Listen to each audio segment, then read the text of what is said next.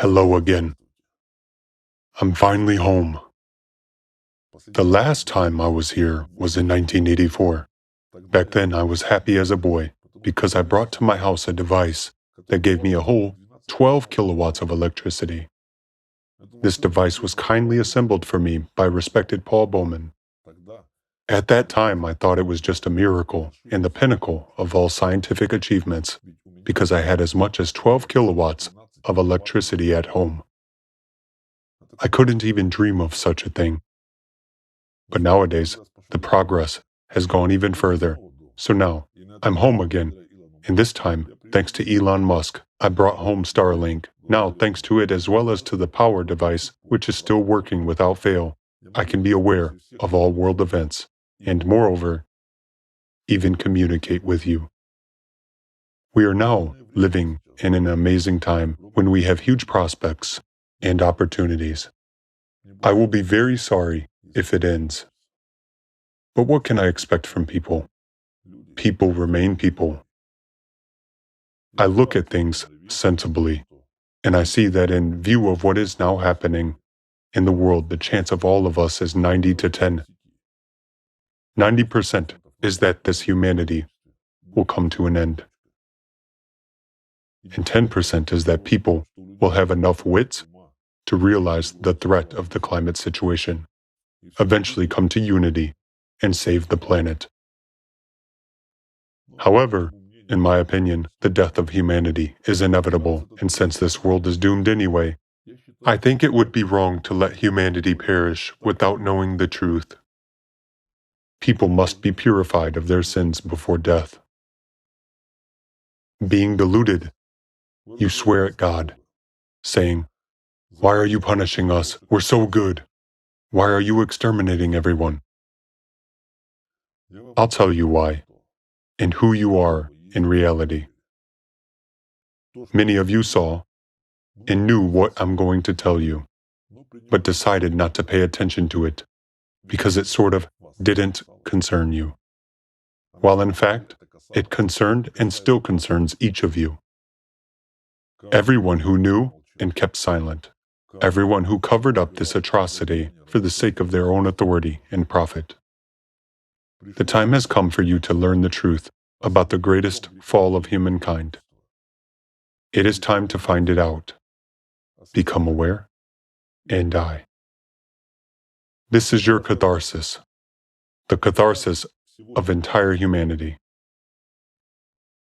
In the Quran, in Surah the Cattle, Ayah 131, it is said that Allah would not destroy towns unjustly while their people were negligent. So today, I'm fulfilling the will of Allah by telling you why you will be erased. All of you are cannibals. Your religions have made you such. Every one of you who went to a church, a mosque, a synagogue, or a datsan, no matter where, everyone who drank wine there, ate bread, and inhaled the smell of incenses, even your babies whom you took along with you to temples to commune them with the alleged divine grace. At that time, all of you consumed the flesh and blood of children who had died a painful death. Do you know where your religion actually originated from? In fact, the prophets did not build temples and did not invent rituals. Then how was it all maintained everywhere, on every continent? If you believe that religions originated from the dementia of primitive people who heard thunder, got scared, and hence started praying, or who needed rain, and so they began to dance with a tambourine, or in order to go hunting and kill some chicken, they began to make sacrifices, and thus religion and faith in God emerged. If you think so, it means you are very stupid people. I'll tell you what happened in reality, and you can do whatever you want with this knowledge. So let's begin. 25,000 years ago, A highly developed biological form of life ruled here on this planet, and all humankind were slaves to soulless creatures, the Apexians. They were 1,000 times superior to the human race in both intellectual and technological development. They used people as labor force or as cattle to eat them, and for the slaves not to resist and to meekly do whatever they were ordered. The Apexians brought here what they had been successfully using on other planets, in other galaxies, for millions of years. It was exactly the Apexians who established the first religion on Earth, and they were actually the first gods worshipped by all humankind here. They used religion as the most effective tool for ruling, suppressing and controlling the masses. And the first domed temples were erected 25,000 years ago. To this day, you keep building and attending them to pay tribute to the Apexians. It was precisely the Apexians who created the caste of priests. They selected among you the most cunning, the meanest, and the most loyal to them. Those were people who, for the sake of their own greatness, were ready to betray the entire humanity. It was the Apexians who elevated those scoundrels above you and made them intermediaries between themselves as gods and you as slaves. While for you, this sounds like fictional news. For your high clergy, it is merely their history, which they kept a deep secret from you. That's exactly why they have retained such a deep reverence for the Apexians. And to this day, they've been waiting for the return of their masters, who gave them enormous power over people, as well as manipulation tools that perfectly work nowadays, just as they worked 25,000 years ago. The Apexians taught their priest what they loved so much themselves, and what kept their slaves in a death grip to such an extent that people really worshipped them as gods, worked for them like slaves, and voluntarily gave themselves to them for food. This is the secret which this superior race revealed to its priests. It's a secret of authority. It's not magic or rituals as some of you believe. Everything is much more practical and much tougher. The Apexians taught their priests how to prepare substances from parts of children's bodies. The substances that brought parishioners into a state of religious ecstasy. It is a sort of drug of biological origin. By using it, the priests could create a powerful psychological attachment of a person to their religion, basically to create a slave for themselves. For preparing this drug, they used blood, bones, and brain fragments of the youngest representatives of the human race. Infants and children under 6 years old were the most valued.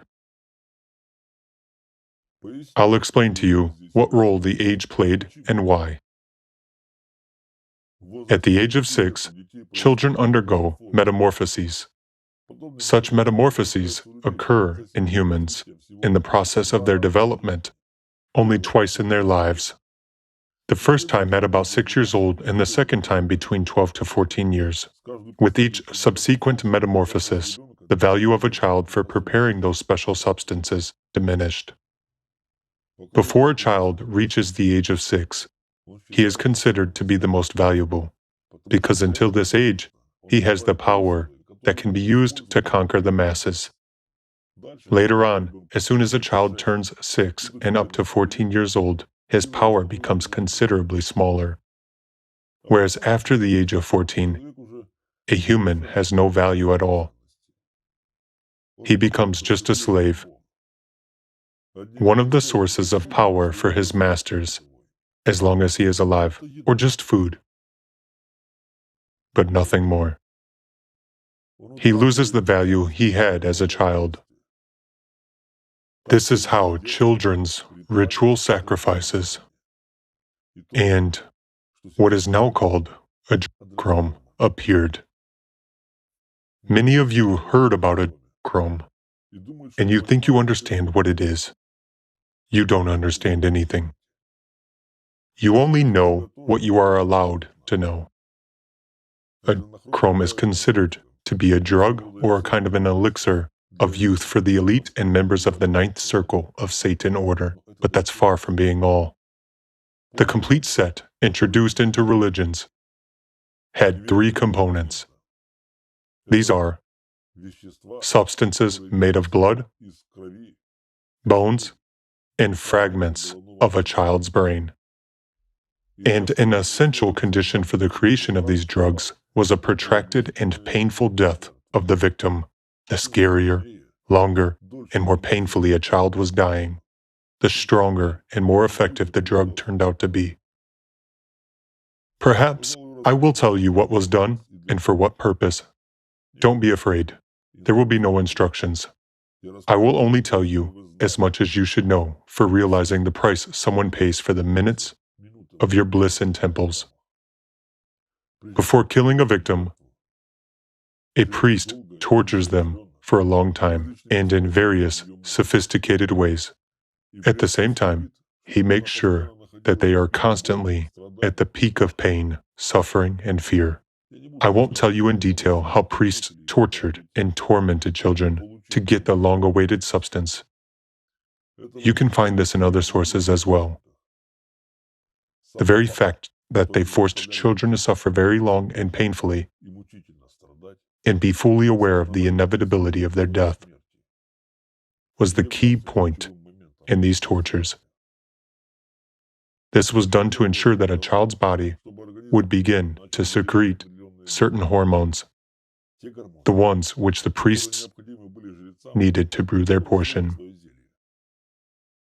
In response to severe pain, suffering, and torment, compensatory mechanisms are triggered in the body.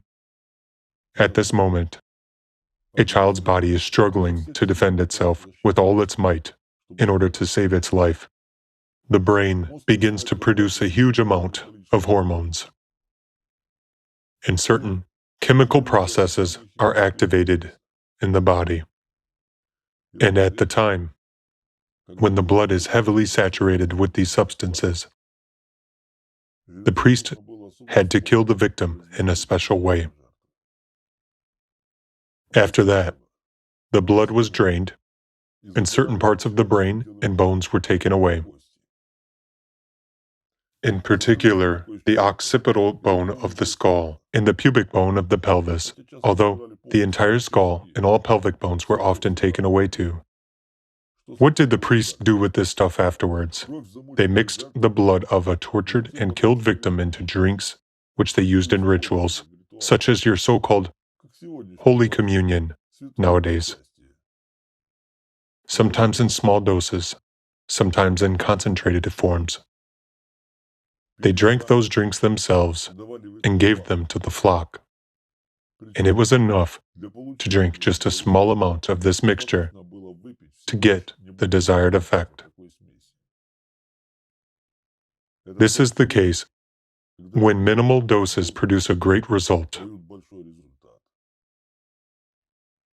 This substance acts like homeopathy.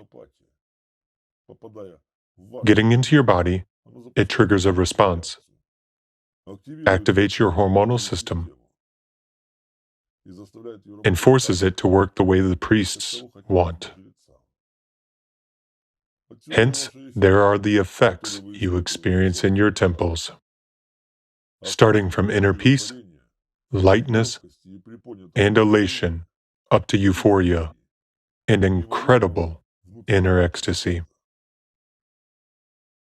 If you think that it was necessary to consume only a liquid potion, you are mistaken.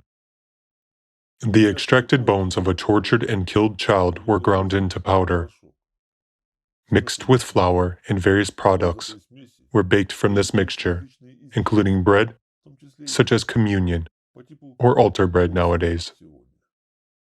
The priests gave all this stuff to eat and drink to the adherents of their cults or parishioners, if we call it in modern terms. However, what they extracted from the brain of a tortured and killed child was much more powerful. As early as 25,000 years ago, the Apexians taught their priests to extract essential compounds from specific parts of a child's brain and mix them with various incense. The obtained essence itself has no smell, so it can be easily and imperceptibly mixed into absolutely any aromatic product. And it's enough to just inhale air once for these substances to get directly into your brain, forcing it to work in a particular way. Look, what a coincidence. The oldest form of sacrifice to deities is burning incense. Open the Bible, and you will see that Yahweh personally told Abraham, the ancestor of all Jews and Arab tribes, how to properly perform the ritual of worshiping him, including by burning incense. 6,000 years ago, this practice appeared among the Sumerians, and later it allegedly accidentally penetrated into all existing religions of the world. This is such a subtle, inconspicuous, and even pleasant element that very few people pay attention to. Each of you now has this fragrance surfaced in your memory. Not just any fragrance, but that very specific one. You cannot confuse it with anything. Rummage in your memory storerooms, and you will definitely recall this particular smell of labdanum or bakhor, with the addition of a light note of dead flesh. In their time, the Apexians divided religions and established various cults similar to those existing to this day. In some temples, people inhaled, drank, and ate those products at the same time. In other temples, they just inhaled or drank or ate them. But in all cults, it worked in the same way. It was especially powerful where all three components were combined together, where a person was given something to drink and to eat, and where he inhaled these incense. Doesn't this remind you of anything? As soon as just a small amount of these substances enter a person's body, he begins to experience incredible, blissful states up to religious ecstasy. And haven't you seen such blissful people in your temples? Or haven't you experienced this yourselves? Recall. Each of you felt this to a greater or lesser extent when you came to an old famous temple or mosque for a big holiday and suddenly had an allegedly sublime spiritual state, a feeling of lightness and freedom, when, as if a load was removed from your heart, and you felt all your sins falling off you right away. You felt how contact with the divine was purifying you, and then you were already clean and renewed before the Lord. You looked around, saw the same blissful faces as yours, and it seemed to you that from that moment on, you would love everyone and everything. And then there was more. At some point, such euphoria overwhelmed you as if the divine hand itself touched you with its presence. And it seemed to you that it was true grace descending onto this place and pouring out unto all believers. However, the truth is that, by means of those substances, a tremendous inner illusion is created in a person that he is in real contact with the divine. If when coming to a temple a person experiences a state of such deep religious ecstasy, at least once, he will never forget it. And the main thing is that the experienced states remove any doubts about the existence of God. Moreover, whether a person wants to or not, he begins to perceive a priest as a true mediator between him and God, because, thanks to the priest, the person has come into contact with this divine revelation and got rid of the sins that torment him. Thus, a person comes out of the temple being so pure and light inside. He is literally about to fly up, and this state is preserved in many people for quite a long time, depending on the amount of adrenochrome that entered their bodies.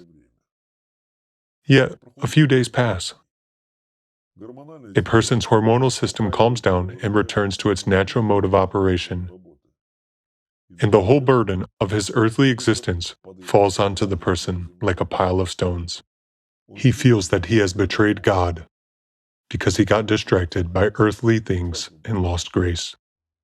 He feels that he is sinful again, and that he's not even any better than Judas who betrayed his Lord. So he again wants to return to the same temple and to the same priest in order to get purified and come into contact with divine grace again. That's already a physical need. That's how parishioners' dependence on religion emerges. And that's how the power of priests over people is maintained.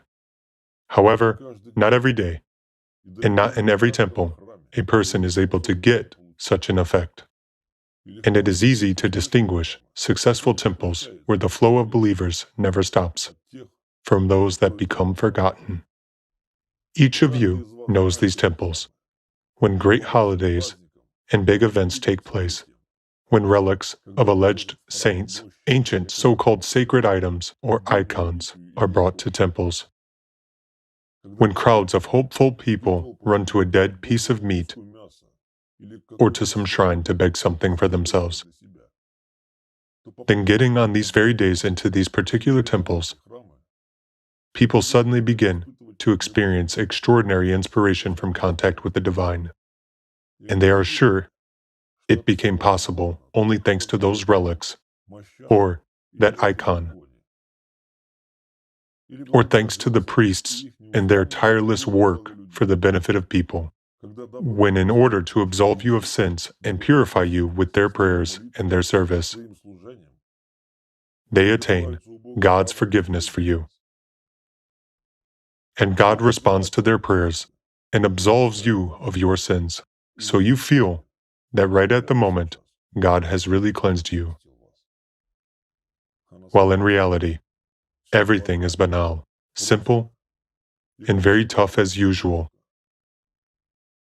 All your religious ecstasy is just an effect of a chemical cocktail made of a huge concentrated amount of hormones produced by the body of a child, whom priests have tortured and killed. And the state that a believer experiences is the exact opposite of the state that the child experienced when being tortured by the priests. The amazing thing is that, at those moments, none of you pondered, what have you actually done to deserve the touch of God and His grace? Saints devoted years of their lives to attaining at least a slight contact with this state, trying to earn it through hard inner work. Wow, how stupid the saints were. They didn't know that grace was distributed in temples on schedule. I may be accused of devaluing and denying the existence of any spiritual experience.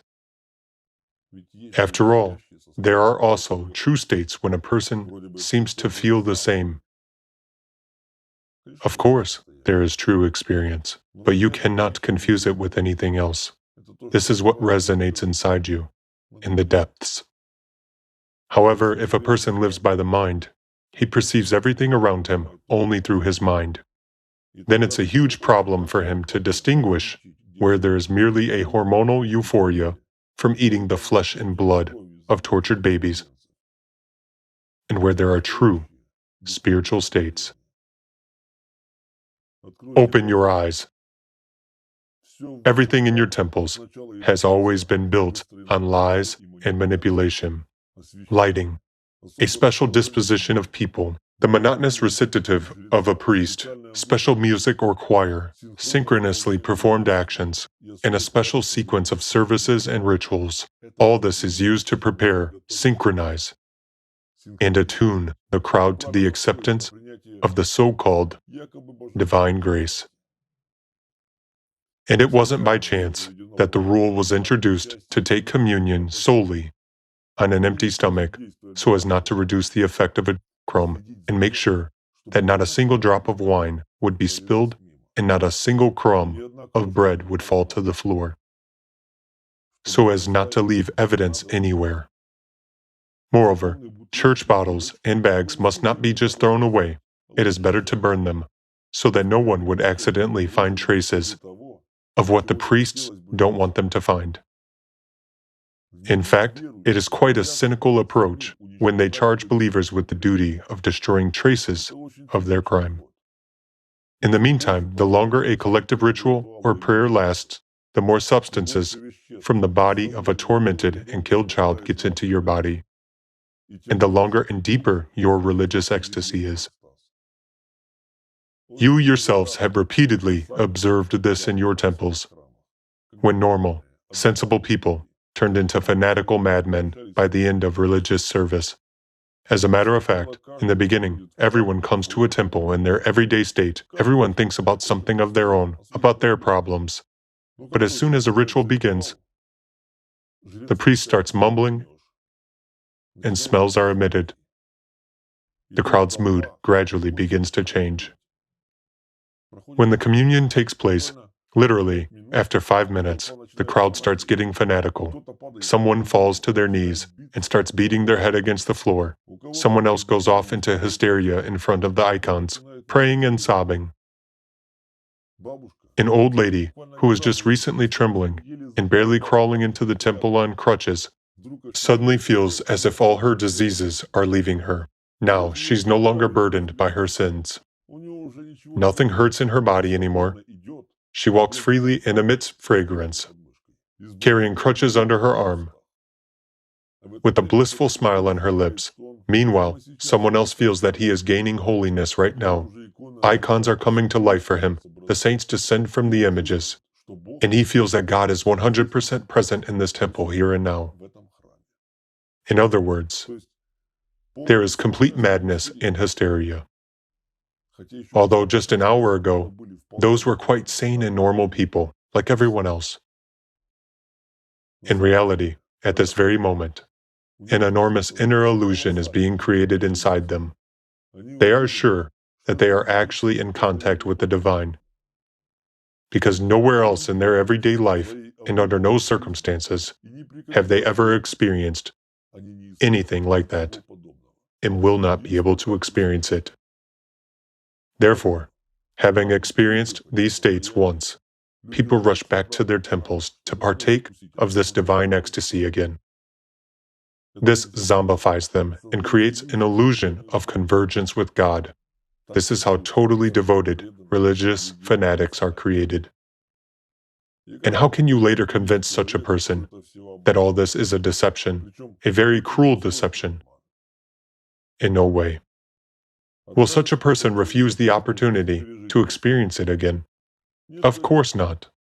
And if a person experiences such states with a certain periodicity, you can consider him a permanent sponsor, emotional, financial, and electoral at the same time. Such a person simply becomes a slave to the priests. In fact, haven't you felt, while being in a temple, that something is wrong with you there? How your consciousness narrows, how you get lost, how your thoughts unpredictably jump in various directions. Then they calm down, and then bliss appears. You begin to see icons coming to life, or shadows going away, and you feel the presence of God right next to you. You feel freedom. You feel life inside you. While in reality, you feel how someone's life, taken away by the priests, is turning you into slaves. The truth is that when you take communion, you drink the blood of tortured children. When you eat ritual bread, you eat the flesh of children who were tortured to death. And when you inhale the fragrant air of your temples, you breathe the essence made of the brain of a tortured child who died a horrible death. Just a couple of instants of your divine ecstasy, which you experienced in temples, cost someone's child a whole life. Do you really want to say that you're now hearing this information for the first time in your life? Or maybe you haven't seen it in history? Don't lie. Don't lie to yourselves. You saw and knew everything. But you believed that the fate of those children didn't concern you. Proudlings and hypocrites. Even what I am now saying hurts you just because you've learned that you are accomplices in this crime, and you've suddenly realized the horror of your situation. There is no way for you to justify yourselves. You have nothing to make amends for your guilt, and in no way can you avoid a fair retribution. It is precisely the exposure and the fear of inevitable punishment that is terrifying you now, but not the deaths of millions of children. Did you not know it? Have you been deceived? Was this happening without your knowledge? But recall why you went to those temples. Were you looking for God there? No. Only a few were looking for God. And those who were really looking for Him have found Him without any temples. While you went there to solve your material problems, to rise above others, and to experience this divine ecstasy. The truth is that, both for you and for your priests, the main thing was well-fed stomachs, dressed bodies, and brass tinkling in your pockets. But you didn't care about others. Do you, the devourers of your own children, really think that your sin is lesser than the sin of those who gave you children as food? What I'm now saying is a black mark on each and every one of you, on all those who knew, on everyone who suspected and was silent, and on everyone who didn't care. This crime began 25,000 years ago, and it continues to this day. Both at that time and nowadays, priests who possess the recipes of these potions gained unlimited power over people.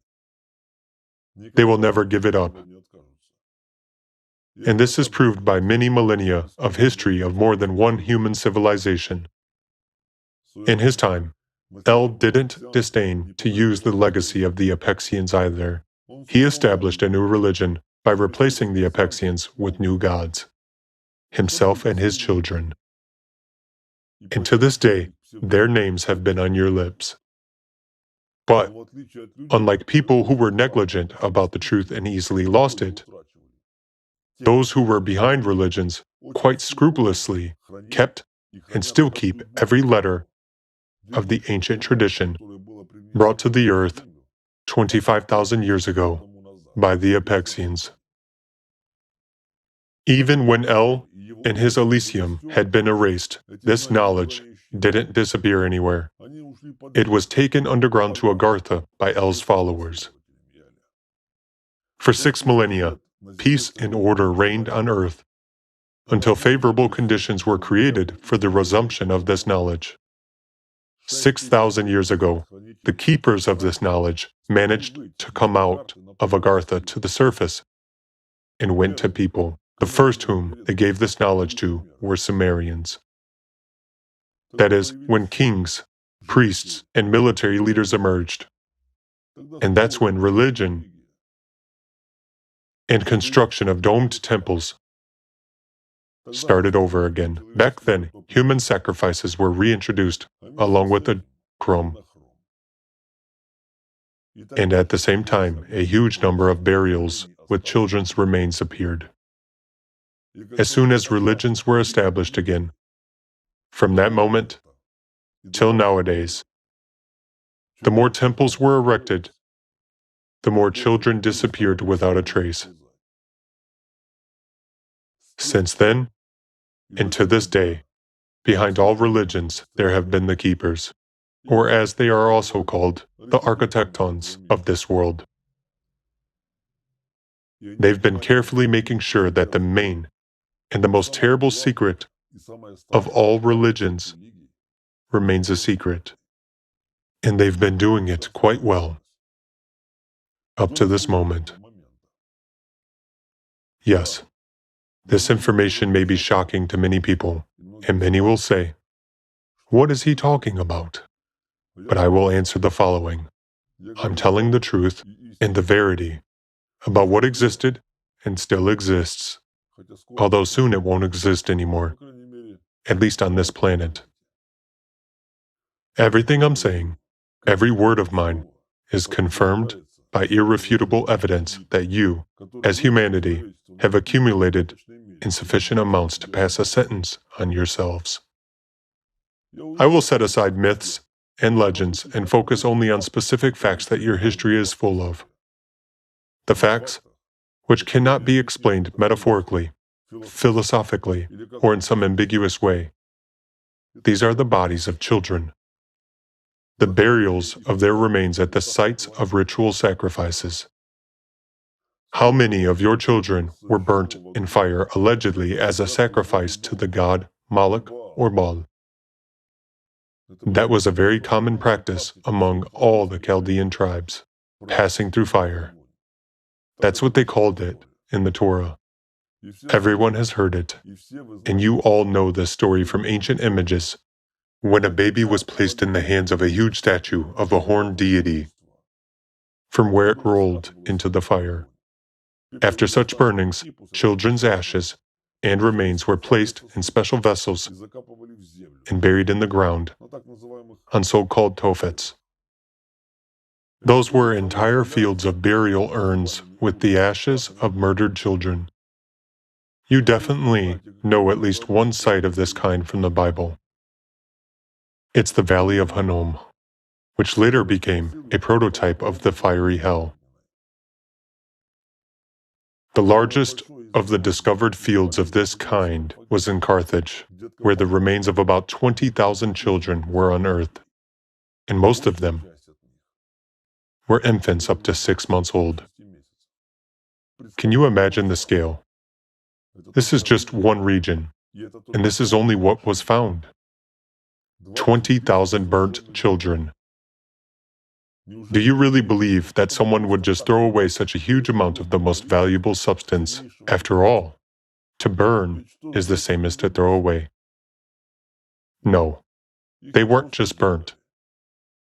You must know that there was no other purpose of what is called the ritual sacrifice of children except obtaining blood and parts of their bodies, so that priests could later brew their potions from them.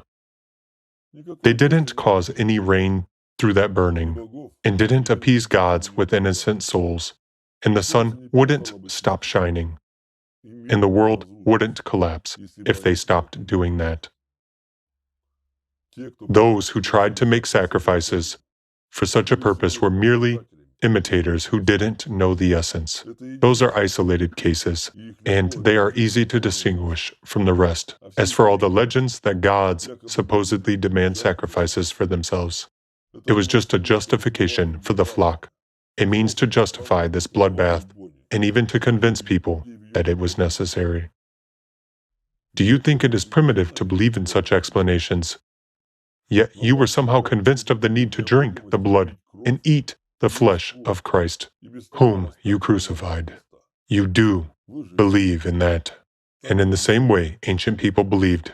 As a matter of fact, it wasn't abstract gods who needed those sacrifices, but specific priests and those who were behind them. And there is no mysticism or magic there. There is just a practical and very rigid calculation. Therefore, burning bodies was merely one of the ways to destroy the traces of what they did to those children. And if you look at the other remains that weren't burnt, but simply buried, you will see exactly what I'm telling you about.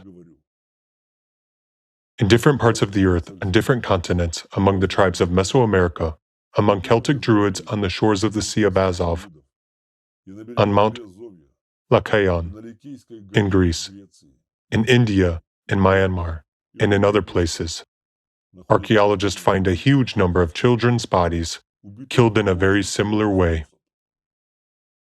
These are often dismembered bodies with legs cut off at the joints and severed heads, which was obviously done with surgical precision, indicating a great practice of the priest who did it. If skulls remained at the crime scene, if they were not taken away completely, they usually lack specific bones. The same applies to skeletons where some fragments are missing. And next, to relatively whole skeletons, there is often a large number of separate bones scattered all around. Not so long ago, a similar burial site has been found in Peru, where, in addition to about 140 children's bodies, individual bones are present in such numbers that it's not even possible to restore skeletons from them in order to calculate the number of children they were taken from. After performing DNA tests of the remains, researchers discovered that those children had been brought to one site for ritual sacrifice from all over the country. Doesn't this remind you of the reality of today? When children quietly disappear across a country, one by one, and nobody knows where all of them end up together. Also, a recurring detail of ritual murders were splits and traces of cuts on the bones, which indicates that soft tissues were removed from them. And if they actually tried to burn bodies after killing them, but burnt bones remained thereafter, you can even see that the bodies had been previously drained of blood. The thing is that if there was no blood in adjacent tissues during burning, the bone would be white after heat treatment. Such remains are also found. You can find a lot of similar examples. And everywhere, there will be the same signs that blood was drained from children's bodies, specific bones were removed, and parts of their skulls or entire heads were taken away. It looks like the same maniac was operating all over the world, although in fact, this is really so. There is one more detail that your scientists still fail to explain. At some burial sites, children were laid out according to their age in ascending order, one or several children in every age group. I mean, babies, children from 6 years old, and teenagers lay separately. It is clear that this isn't accidental. And again, there is no sacred meaning here. This is sorting. This was done so as not to mix and not to confuse the drugs, which one would work stronger and which one would be weaker. There is an analogy with present-day reality, right? In the same way, manufacturers of narcotic substances pack their products according to their quality and effects. See how everything is easily and simply explained if you do not look for a deep, sacred meaning where there is none. You persistently didn't even see what was nearly on the surface in front of you. When the remains of children's bodies were found right next to bread-baking ovens or at the sites of old wineries, you also tried to find some magical or ritual explanation to that. And no one ever wondered, what do children's corpses do in places where bread and wine were made? I will answer you. Those were the sites for production of adrenochrome and bone meal. Victims were killed right on the spot. Bones and blood were added to flour and wine, packaged and shipped from those sites to where there was a demand. Many similar burials were found in the territory of the Crimean Azov region, where children were allegedly sacrificed until the Middle Ages, meaning at the same time and right next to the Orthodox Byzantine Empire. Historians are still puzzled over what kind of nation did it all there. Well, that wasn't a nation. Those were manufacturers and suppliers of magic potions for temples of various cults. You also try to attribute some mystical meaning to the items found at burial sites. But it's amazing what you can see if you look at things more simply, just as they are. What is usually found next to body remains: knives, some basins and jugs, and children's bones are often found mixed with fragments of amphoras. Moreover, millstones and incense burners are found nearby. I think the purpose of those items becomes clearer now. Historians rack their brains about what could be the purpose of millstones during a ritual sacrifice. Have you got it now? Millstones, or grain grinders, were used to make bone meal right on the spot. Is it disgusting to listen? It is when you understand what is behind each of those items. And do you want to say you didn't know about child sacrifices? You knew, but you didn't care. Yesterday, this was a remote antiquity for you, and the fate of those children didn't evoke any pity or compassion in you. Just look at how quickly ancient rituals, which didn't concern you in any way, have suddenly turned into a completely tangible and cruel picture of your reality. And the inexplicable dark spots in history have suddenly become crystal clear and understandable. You simply shouldn't have been looking for mysticism where brutal murders were committed. After all, murder doesn't cease to be such just because of the statute of limitations. Everything has always been on the surface. You just looked and didn't see, or you didn't want to see it. You were openly shown and told the truth in ancient texts and artifacts, as well as on very old bas-reliefs and petroglyphs that can be read like an open book. But do you have enough wits to see what was embedded in ancient legends and simple drawings, and to compare it with the reality of today? Perhaps I'll give you a hint on how to see and where to look. In ancient texts, in order to covertly hint at the use of children in their rituals, instead of the word child, such words as chick, sprout, or young sprout, offshoot, or lamb were used. For example, this way, they also classified victims by their age and gender. Does this practice actually differ from the present-day use by child traffickers on the darknet of such terms as bunnies and others to denote their commodities? Do you think people were not so smart in ancient times? However, in addition to words, there were also symbolic images. For instance, there was a symbol associated with the burnt offering ritual. Since the urn where the remains of children were buried had the shape of a vessel became a hidden or metaphorical symbol of child sacrifice. Sometimes it was depicted with human features, sometimes just as an ordinary jug or amphora. And depending on the general context of a picture, the contents of the jug differed. It denoted either the remains of bodies, meaning an already performed ritual, or prepared wine with blood, in other words, a chrome. While the second popular hidden symbol of child sacrifices was grain as a hint at the bread baked, with the inclusion of children's bones. Do you want to say you haven't seen those images? An amphora with grain stalks, a jug and a sheaf of wheat, Wine and bread are known as the symbols of prosperity and fertility, while in fact they denote the blood and flesh of tortured and murdered children.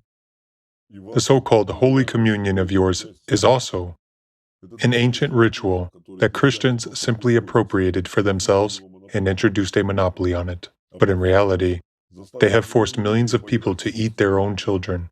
If earlier it was practiced in separate places among individual peoples and small cults, with the advent of Christianity, this horrible ritual spread to half of the world. Eating the flesh and blood of a sacrificed God is an ancient ritual of theophagy. It was introduced in this civilization 6,000 years ago. At the same time, there appeared a myth of the creation of this world and humans from flesh and blood, of a dismembered deity. When his veins became rivers, his hands turned into mountains, parasites on his body turned into humans, and so on and so forth. This seems to be a naive fairy tale, but with such fairy tales, a key mindset was ingrained into people's consciousness that human life and the existence of the world completely depend on a bloody sacrifice. Because once God sacrificed himself for the sake of people. A familiar idea, isn't it? Your priests have been carrying it from cult to cult, from religion to religion, for millennia. There is actually no need to invent anything new. If the old idea works quite well, this way they justified the need for human sacrifice. It turns out that gods demand sacrifices because they have the right to do so, as they themselves once sacrificed their flesh and blood for humans. So now, in order to join God, one should just consume the flesh and blood of his creations, preferably the youngest children. Why did parents often sacrifice their children voluntarily? It was even considered an honor if your child was selected for this purpose. In Phoenicia, when a sacrificial offering was performed, even representatives of aristocracy gave away their dearest child. And it was considered to be especially valuable if it was the only child in the family. Judeans sacrificed their firstborns. It would seem, where's the logic? Well, the logic here is simple.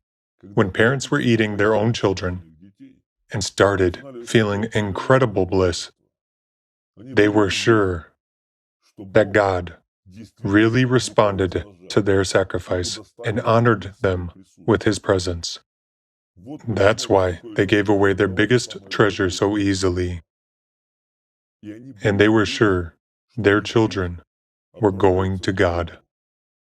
The murder of infants was often justified by the fact that they allegedly have no soul. Well, it is easy to talk about the absence of something that you yourself don't have. There were cults where ritual murders, followed by eating children's flesh and blood, were performed openly, but that couldn't last long. So the priests understood that they wouldn't be able to spread it to large masses in this form. Although, in some narrow circles, it is practiced to this day.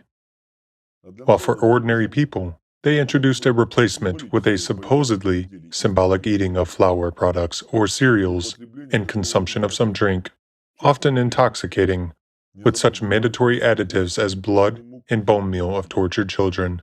For example, some tribes of Mesoamerica first offered real human sacrifices, ate real flesh, and drank real blood. But later on, they replaced it with eating a deity figurine made of corn or amaranth flour with the addition of a chrome. This god made of dough was dismembered and shared among all members of the tribe, and then they all together ate bread with fragments of their children, cried and danced at a common ritual feast. There are preserved testimonies of conquistadors who witnessed it all there in India and Brahmanism. Human sacrifices were replaced with rice cakes, where chrome was added. Moreover, it was believed that by his magical, ritual actions, a Brahmin allegedly turned those cakes into real flesh. Later on, It was all transformed into the well-known current version of this ritual with bread and wine, which you call the Holy Communion. Long before it was introduced in Christianity, rituals with bread and wine had been a mandatory element of Dionysian Bacchanalias, Greek symposia, and even meetings of Pythagoreans. Communion was also present in the European cult of the god Mithras. Some Christian preachers were outraged at that because they couldn't explain why pagans had this ritual for a long time if Christ allegedly commanded to perform it only recently. Although before that, wine and unleavened bread had already been a required element of the Passover ritual meal among Judeans. Ask them what they add to their holiday bread. So basically, there is nothing new under the moon. I have just shown you only little fragments of one big crime that remains unpunished for several millennia. Yet, there are still a lot of children who haven't been found or haven't been unearthed yet. And there are a great many who were burnt or ground with no trace of them left. And even none of the most intelligent and educated historians or anthropologists will answer you who needed those victims and why. And most importantly, why were infants slaughtered in such numbers? How to explain this? By a god's bloodlust? These are fairy tales, in fact. Why were the people who performed sacrificial rituals so purposeful then? Did gods actually cancel crop failure for them in exchange? Or did neighboring tribes stop attacking them? Or did everyone live happily ever after thanks to those sacrifices? Of course not. But since it was done so actively and regularly, hence those who did it received what they wanted. So the question is, what was it? And everything is simple. For priests, it meant authority. Whereas for the flock, it was an illusion. It was such an illusion that they were ready to watch their children being tortured, slaughtered, and burnt alive, while they themselves were crying and dancing at a common ritual event. However, they were crying not because they saw their children dying. They were crying of incredible delight that seized them from contact with the divine, because by that moment they had already eaten and inhaled the remains of other children. So at that moment, they felt an unbelievable divine ecstasy. That's the kind of authority it gave and keeps giving to the priests. But why should I tell you all of this? Why didn't you want to figure it out yourselves over this entire time? You found dismembered corpses of children, and nobody even thought of investigating those murders. You only had enough wits to turn this into a sacred action, a ritual of worshiping gods. But you haven't done anything to find the culprits and to stop it. After all, there is nothing complicated or incomprehensible in what I have told you, and in my opinion, you had plenty of time to add 2 plus 2 and to compare it all on your own. Perhaps the murders of your children would have been exposed much earlier, and your children would have stopped disappearing. Some of you are now thinking, what a good fellow he is. He opened our eyes to such a terrible secret. But you fail to understand one thing. The fact that it is me who is telling you this is a sentence for you. It's a black mark on each and every one who has done nothing to stop this evil. Everything was actually done in your sight. There were numerous cases in history when those criminals themselves were caught red-handed, and their guilt was confirmed by a lot of evidence. Jews were especially prominent in that.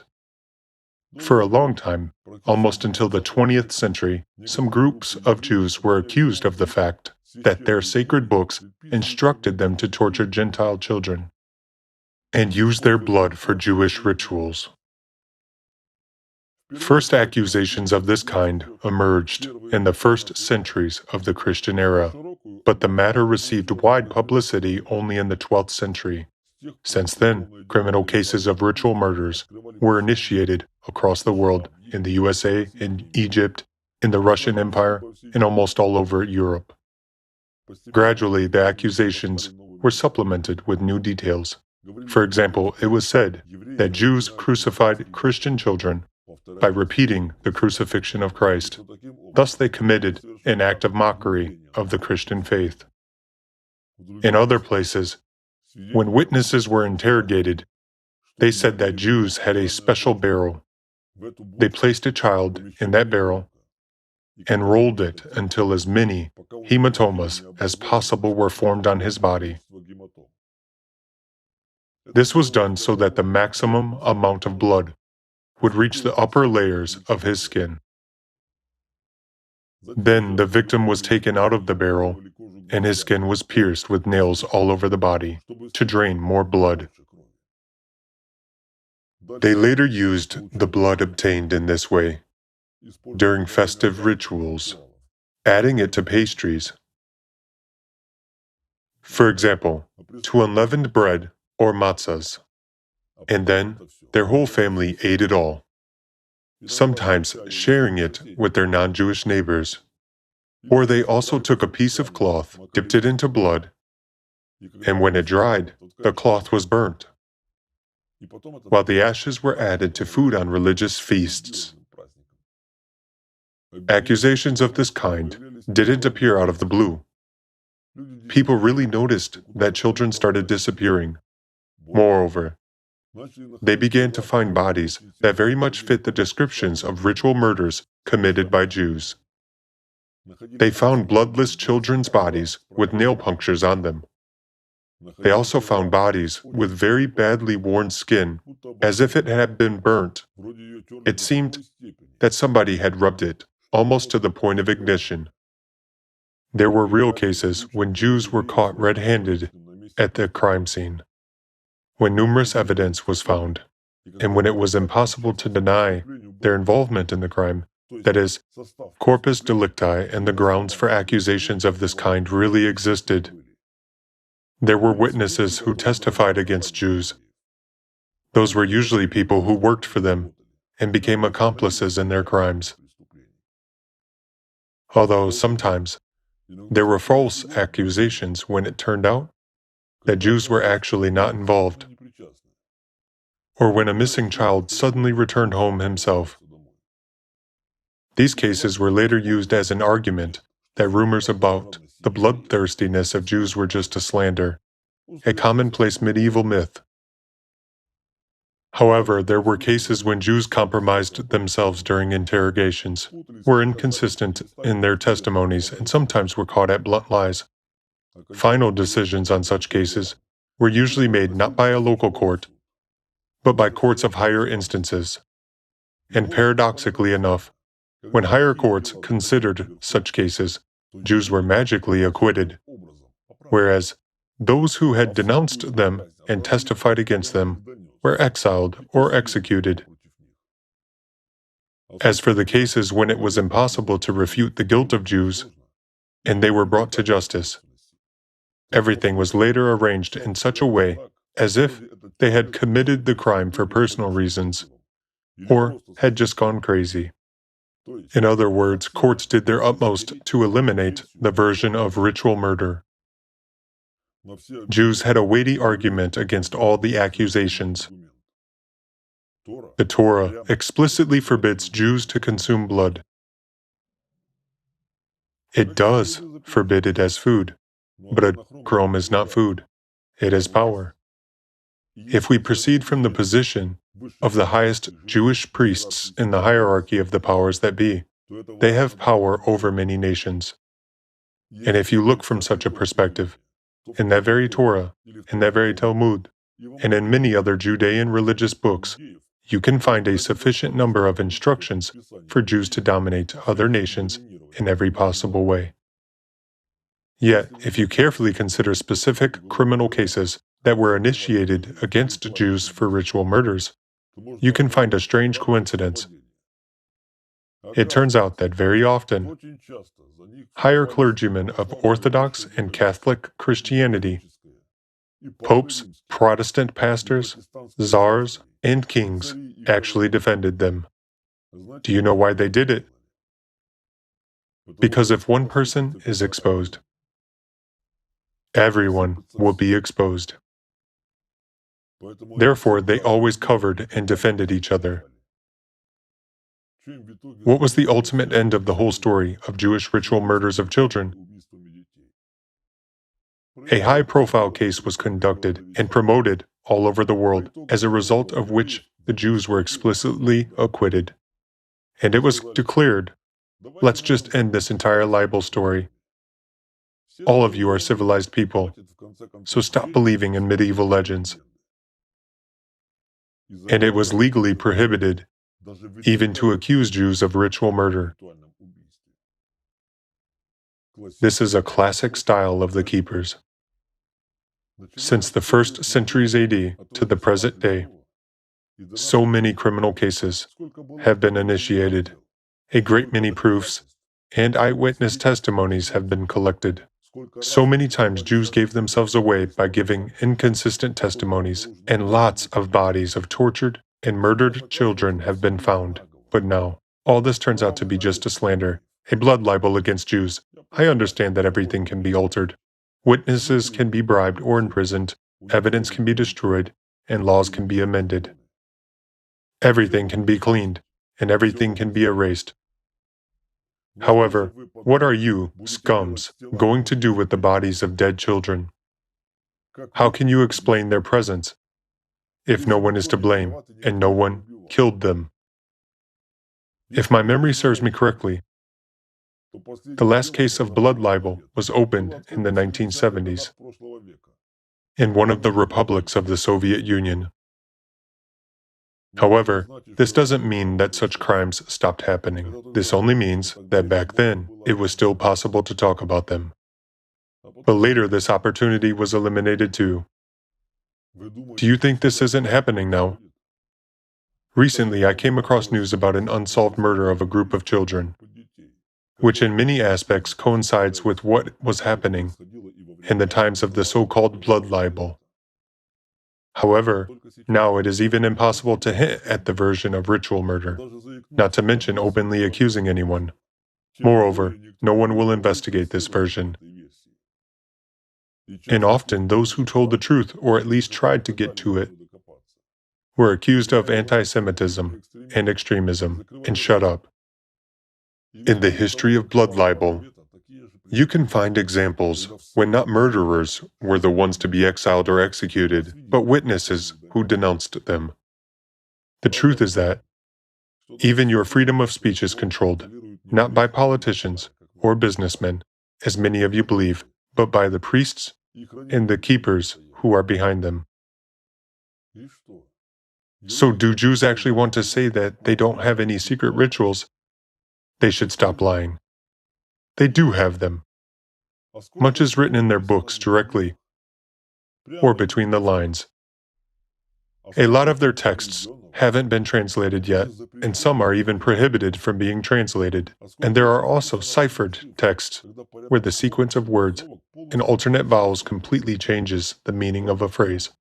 The truth is that if you're not a Jew, moreover not an ordinary Jew, but a representative of a special caste, you'll never know the essence of the entire ancient tradition preserved by the top priests of this nation.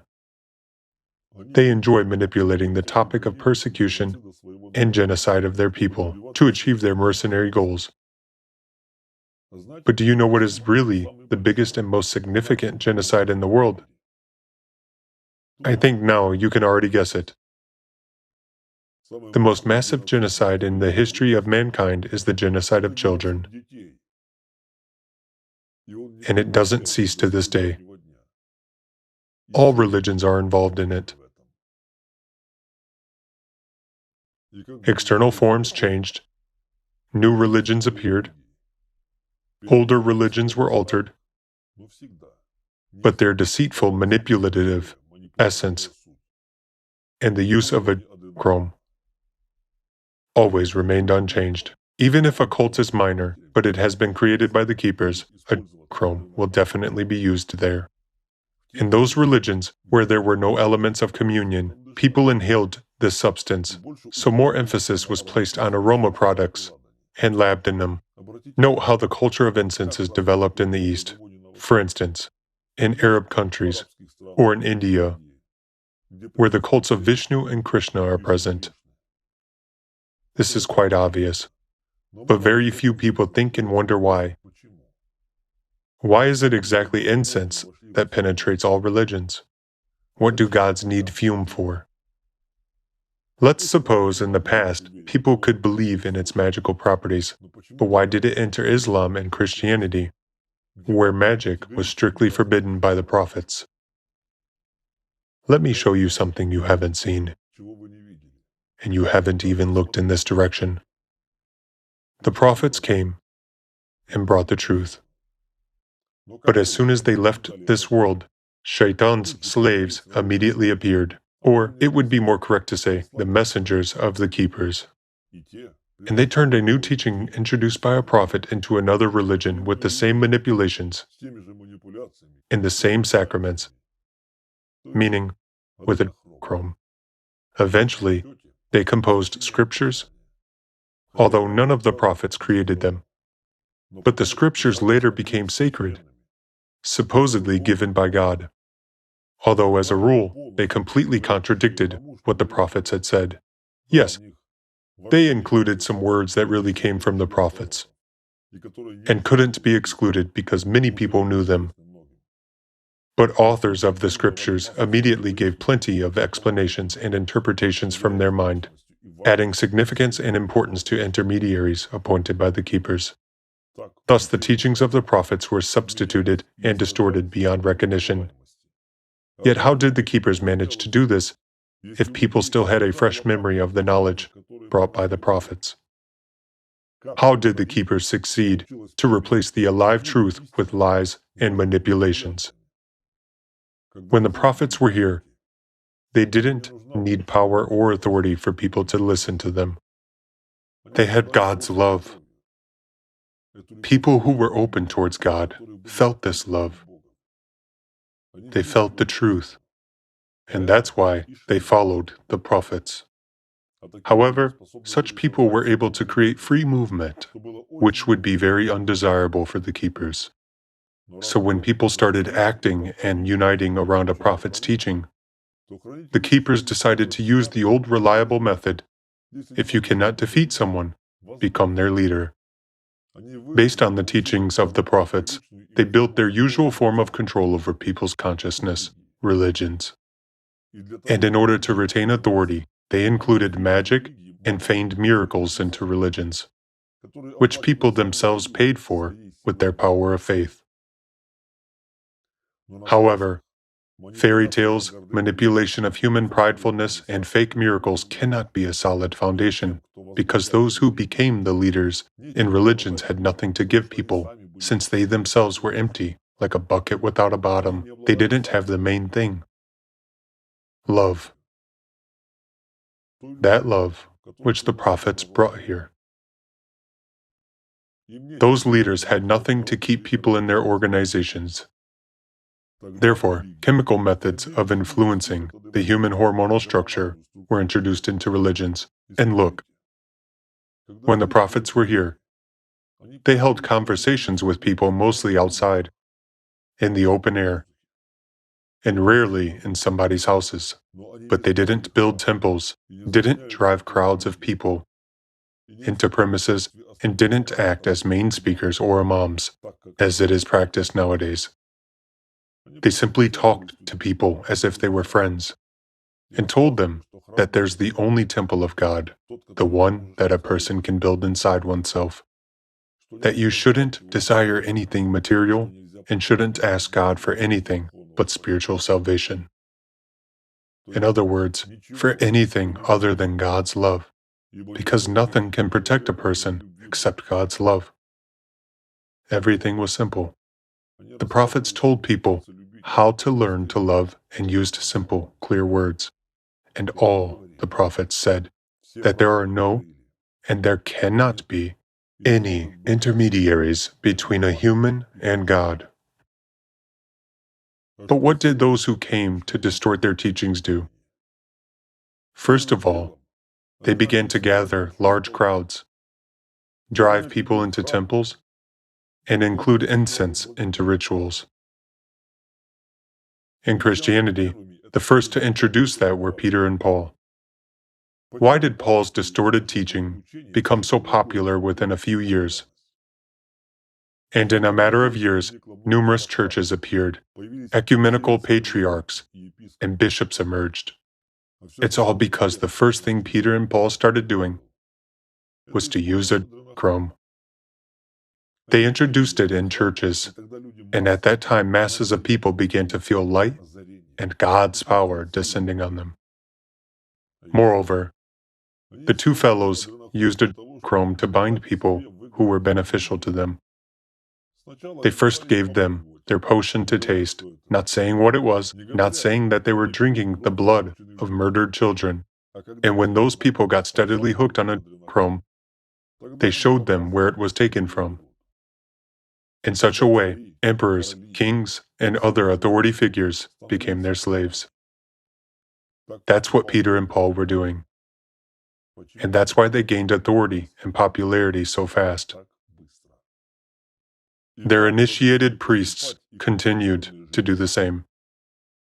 And since that time, the use of those substances in churches has only increased. And the more churches were built, the more children disappeared without a trace. Only the true followers of Christ, who were able to preserve his teaching in purity, did not use such methods. And Cathars didn't have them for 1200 years either, until they were decimated. Do you know who else were among those few who never used adrenochrome and never sacrificed children? Satanists. I mean those in the original sense of this word. The Church of Satan has been created just recently, while in essence, the religion of Satanism consists in recognizing the supreme God through recognition of the highest form of opposition to everything holy. It means a recognition of the special mission of Satan, which is to restrain and not to let unworthy ones come to God. Satanists themselves also strove to reach God, but their path went through exploration of evil and comprehension of all the filth and worthlessness of this world. Understanding that there is the devil, they realized that there is God, and relying on this understanding, they subsequently came to attempts of gaining God's love. This is also a path to God. And in this kind of Satanism, there were no sacrifices or use of those substances which were used in other religions. It is believed that Christianity became the all-conquering light that defeated the cruel doings of idolaters, and with the advent of Christianity, children's ritual sacrifices stopped. Did they stop? Or did the priests learn to hide their traces better? It looks like people forget where the history of Christianity as religion began, when the followers and propagandists of the already altered Paul's teaching were openly called the greatest criminals for the sacrament of killing and eating children. Have you forgot about it? Or haven't you known it? Those were not just rumors or gossip. Those were straightforward accusations, and those scums had to defend themselves. It was said that for their rituals, Paul's Christians took a very young child who was unaware of what death is and would laugh at the sight of a knife. They murdered him and then soaked bread in the blood of the tortured and killed child and ate it jointly with all their brethren. Priests tried to justify themselves by saying that unreasonable people literally perceived the meaning of the sacrament of communion, understanding the symbolic use of Christ's flesh and blood directly. while some priests even maliciously gloated, saying, "Well, no one has caught us with human baby meat in our mouths yet." But in fact, those who accused them were just trying to save their children. Later on, under the general slogan, "Let's fight heretics," Christian priests suddenly started accusing others of what they themselves had been initially accused of, and conversations about their own dark deeds began to gradually subside, as if this never happened. But you actually know the devil never hides anything. He always leaves everything in plain sight. It's just that his power over your minds is so strong that he covers your eyes for you not to see, even what is obvious.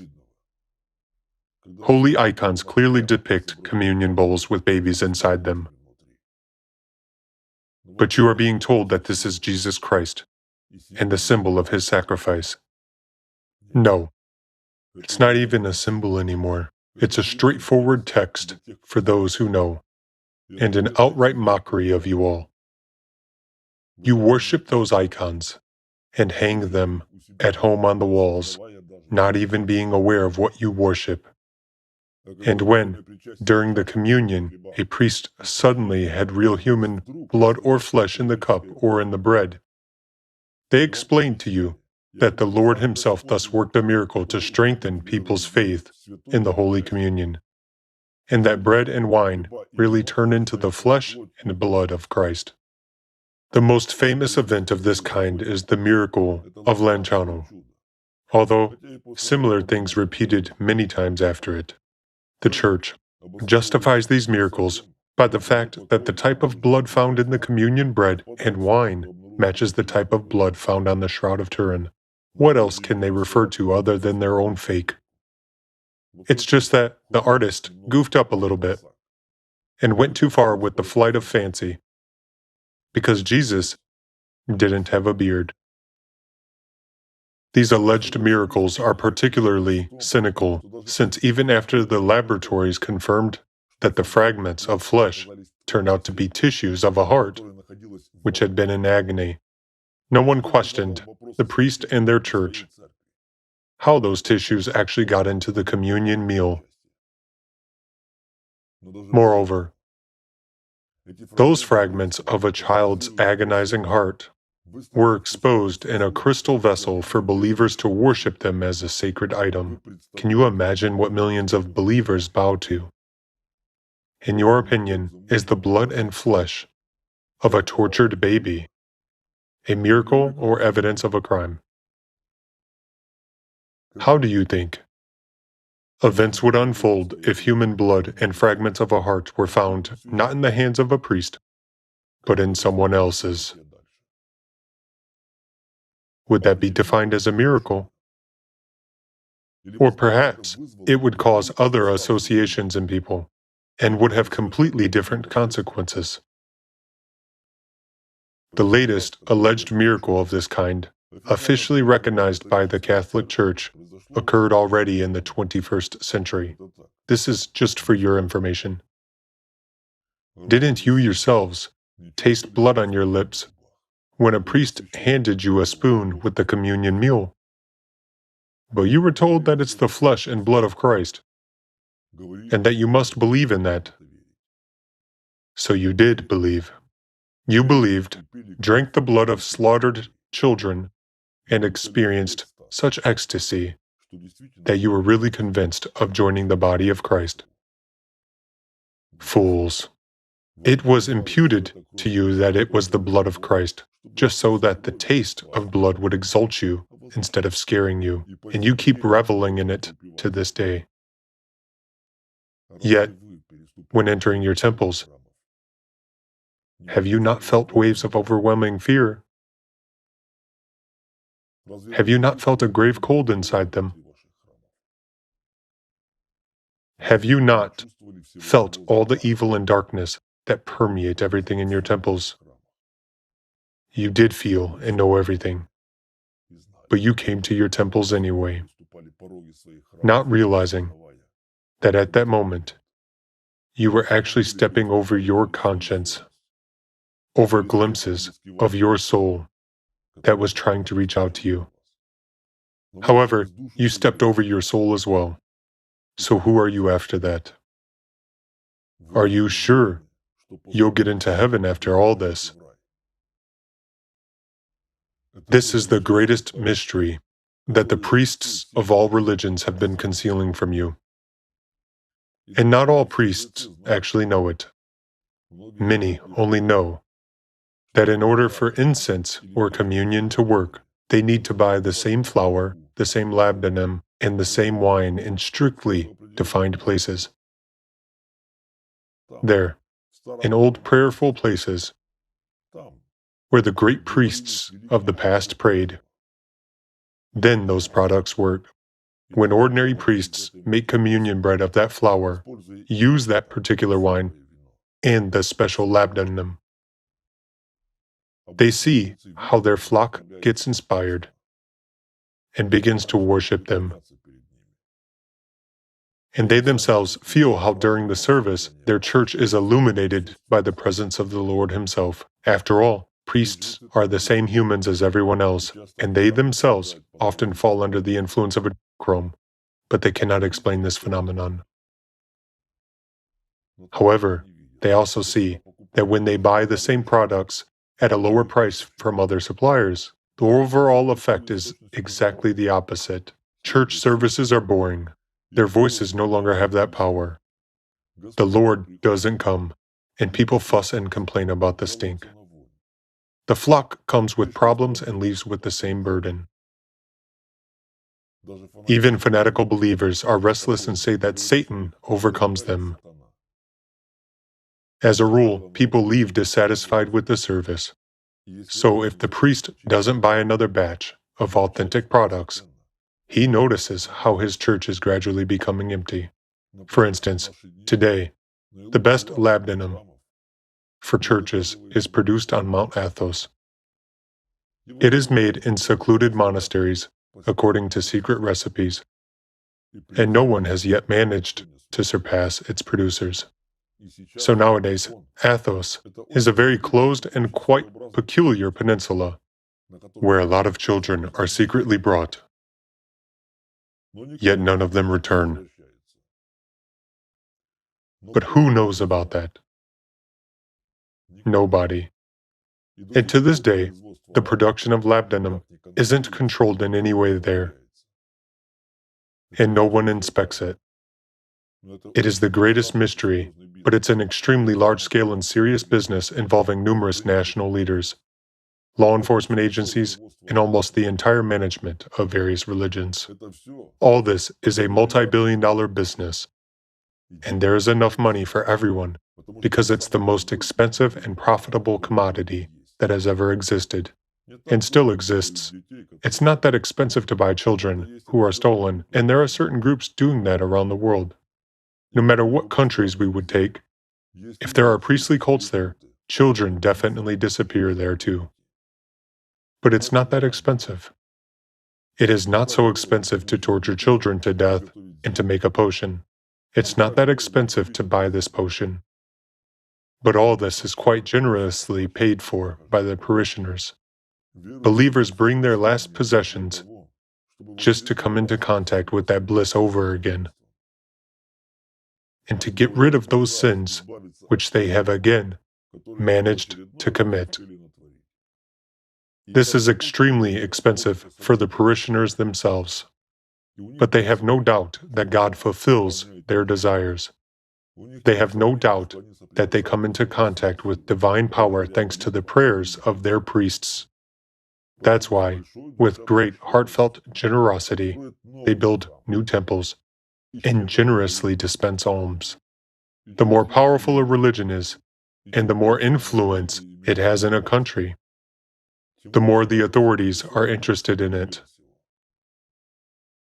Remember one thing: any authority is interested in the existence of religion as a tool of suppression and control of your will. Therefore, authorities have always covered and supported it. It is beneficial to both the rulers and the priests. While ordinary people get what they want, an illusion of salvation, and an illusion of contact with God. They are happy with that, and everyone is happy.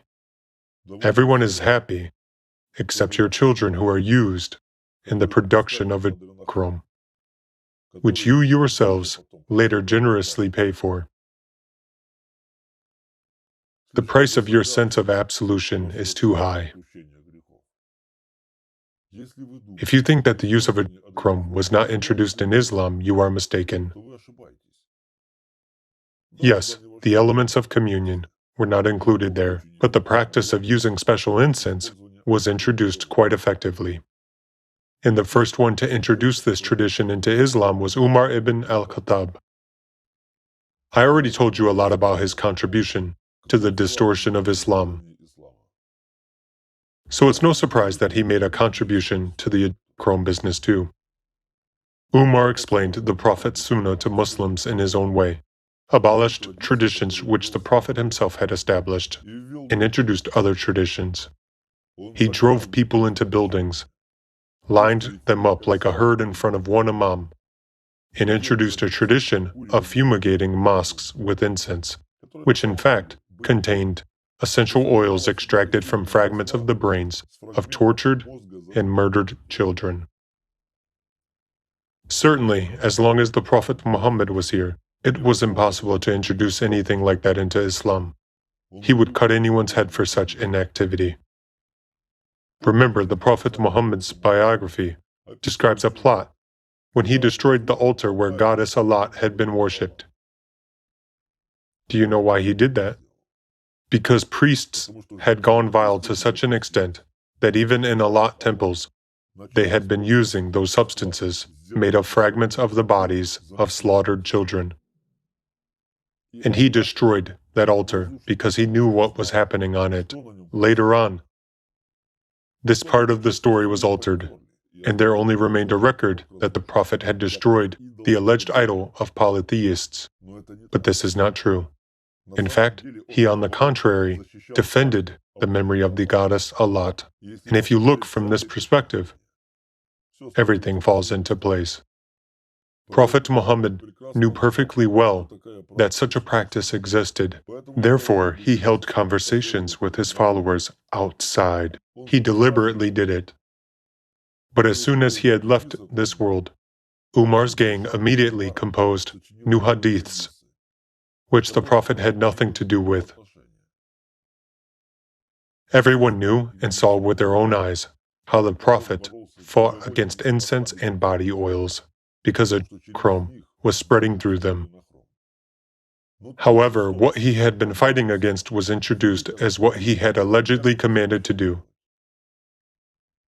In one of the hadiths, Umar's people wrote that the Prophet allegedly had a vessel from which he anointed himself with incense, while in reality it was Umar who had such a vessel, and those incense were the substances that enslaved the minds of people, because they supposedly gave them an opportunity to come into contact with Allah. The path to Allah, which the Prophet spoke about, wasn't simple, and people had to work hard on themselves in order to experience at least something. They faced the resistance of their nafs, unsteadiness, and many other things. Whereas with Umar, it was enough just to be near him, inhaling the smell of aromatic oils that he abundantly anointed himself with. Or go to a mosque, inhale the smell of incense, and get a state of bliss and a sense of the presence of Allah Himself. It was much easier than working hard on the path, earning the love of Allah. Of course, that easiness attracted people very much. Therefore, Umar never parted with his pot of magic potion that gave him authority. And for this very reason, Umar was raised almost on a par with the Prophet Muhammad, and even higher, because he allegedly gave people what the Prophet didn't give, an opportunity to get closer to Allah Himself and to feel Him. Thus people betrayed their Prophet, and not only because of money and authority, but also because of the magic potion which Umar possessed. Now, Muslims, adherents of the most perfect religion, as you enjoy calling Islam. Those of you who have been to Mecca, recall, what does the Hajj smell like? Imagine, once a year, a huge number of pilgrims come to Mecca to circumambulate the Kaaba for a nominal fee. Do you think the priests would miss the chance to take advantage of such an event? Of course they wouldn't. What states do pilgrims experience during the Hajj? Lightness and bliss, the same as you experience in your temples. And where does this elated state after the Hajj originate from? From the fact that a person walked in the crowd, almost got trampled, and became inspired. Since he survived? No. He gets a powerful hormonal reaction, and these states are triggered by essential oils, which are sprayed in huge amounts throughout the territory around the Kaaba. Just for you to understand, dozens of kilos of incense are being burnt, and everything around, including the cloth on the Kaaba, is sprinkled with dozens of liters of various perfumes containing Umar's magic potions. Moreover, fumigation of the space and dispersion of aroma substances is carried out regularly, several times a day. And this is done throughout all the days of the Hajj. Here's the truth about the most perfect religion, and no one but me will share it with you. This is also the answer to the question why a great deal of stupidity entered religions, which often directly contradicted the words of the prophets. And people did not object to that, because it didn't prevent them from receiving grace regularly in their temples. Even the image of God was shaped for people in a way that doesn't fit into any common sense.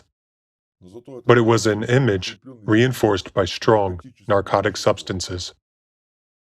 Therefore, people still continued to go there, worship and believe. If a person has experienced such a touch of God's love in a temple, he really believes that it is its touch. Will he believe that at that time he was inhaling essential oils extracted from a child who had been murdered in the most cruel way? Or will he believe that during the Holy Communion he drank the blood of a child mixed with wine? No. He is sure that it is indeed God's grace in this very temple with this particular priest. There are temples attended by a huge number of people, temples that are considered to be prayerful, and the priests in those temples are considered powerful and nearly holy. No matter what they do, their flock forgives them everything and turns a blind eye to many things. This is real authority. Do you think they will give it up? Never.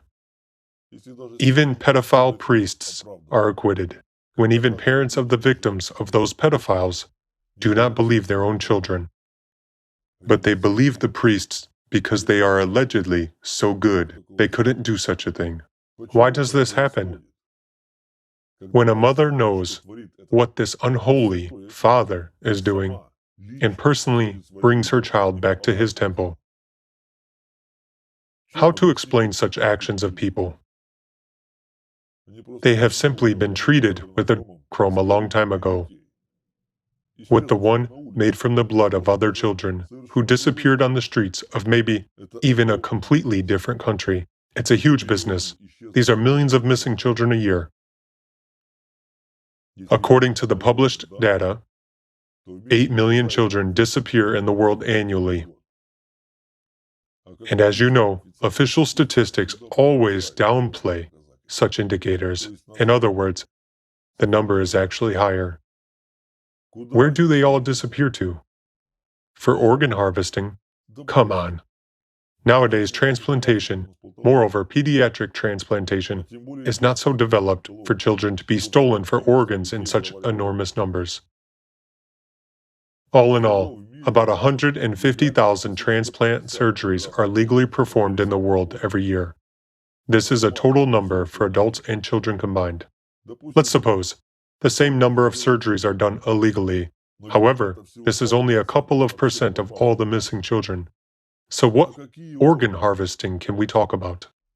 Over this entire time, hasn't anyone had enough wits to do the math? These are your children. How many children disappear and get into sexual slavery and forced labor?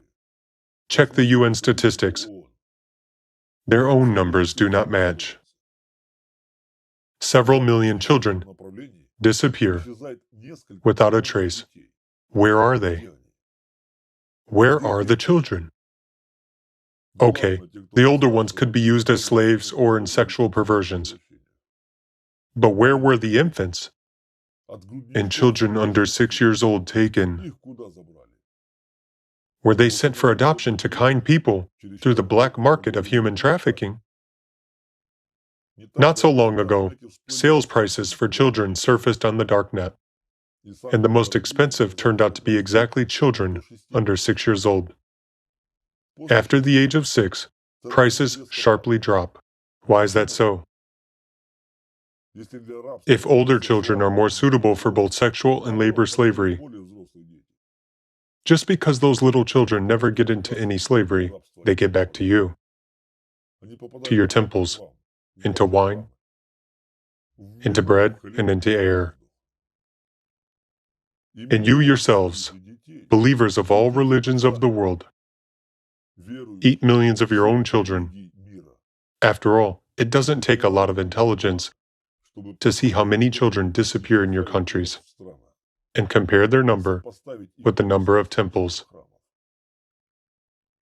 Just don't forget to multiply this number by the number of big religious holidays, and you will get an approximate picture of reality. Now, some smart guys are allegedly exposing a fake, claiming that the number of missing children is overstated. Allegedly, statistics do not take into account the cases when children safely returned home, and that in fact, the percentage of those who disappeared without a trace is not that big. Yet I have a suggestion for such clever people. Show me those children.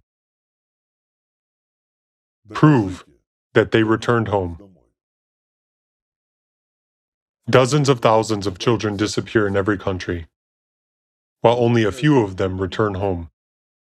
And there are many more children whom no one even counts. Those are kids from children's homes who were sold to specific countries, orphans from orphanages affiliated with temples and monasteries, children who were born on child-raising farms operating in Africa, as well as children of refugees who flee from the sites of war and climate disasters. In fact, what is now happening with the climate shows very clearly that day by day there will be even more of such events. The world is literally on the verge of self-destruction. But even at this time, those bastards will keep holding on to their power to the last moment. There is a vivid example of how Hawaii was burning. Everyone heard about it on the news. Do you know what news surfaced among others? When the fire calmed down and people began to cope with its consequences, it suddenly turned out that a huge number of children had disappeared from the island. Where are those children? Yes, some of them died, unfortunately, but many were taken to the production of a chrome. This is an objective situation of today. Be sure that when your houses will be engulfed in fire, when everything that you've built will be collapsing, and the ground will be slipping from under your feet, at that time someone will take away your children to prepare products from their tortured bodies, which will later be given to you as food, so as to preserve the authority of those scums over you. Haven't you heard about these facts? Didn't you know that children disappeared? You knew. Didn't you know that these children died a horrible death after being abused in every possible way? You knew and kept silent because it wasn't your children who died. But even when your children died, you went to temples and kissed the hands of those who had skinned them. And you believed that even if your child died, he would be in heaven. However, he turned out to be not in heaven, but in your stomach. There have been lots of such cases, and there will be many more of them until Allah cleanses the earth from you. In fact, everything has always been in plain sight. Why do you think the ninth circle of Satan order was established? This was done by the priests to divert suspicion from themselves and to set up the rulers of this world, the powerful and famous people.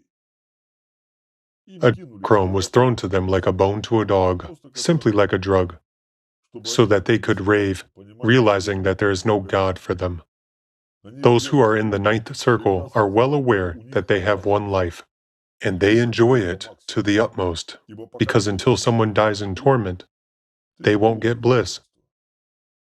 And until someone goes broke and becomes a barefoot beggar, they won't get money. These are simple mindsets from the priests for the powerful people of this world and for those who instill images into your heads, which you later copy. The same puppets who instill images tell you what to wear, what to drink, how to dress, and what to drive.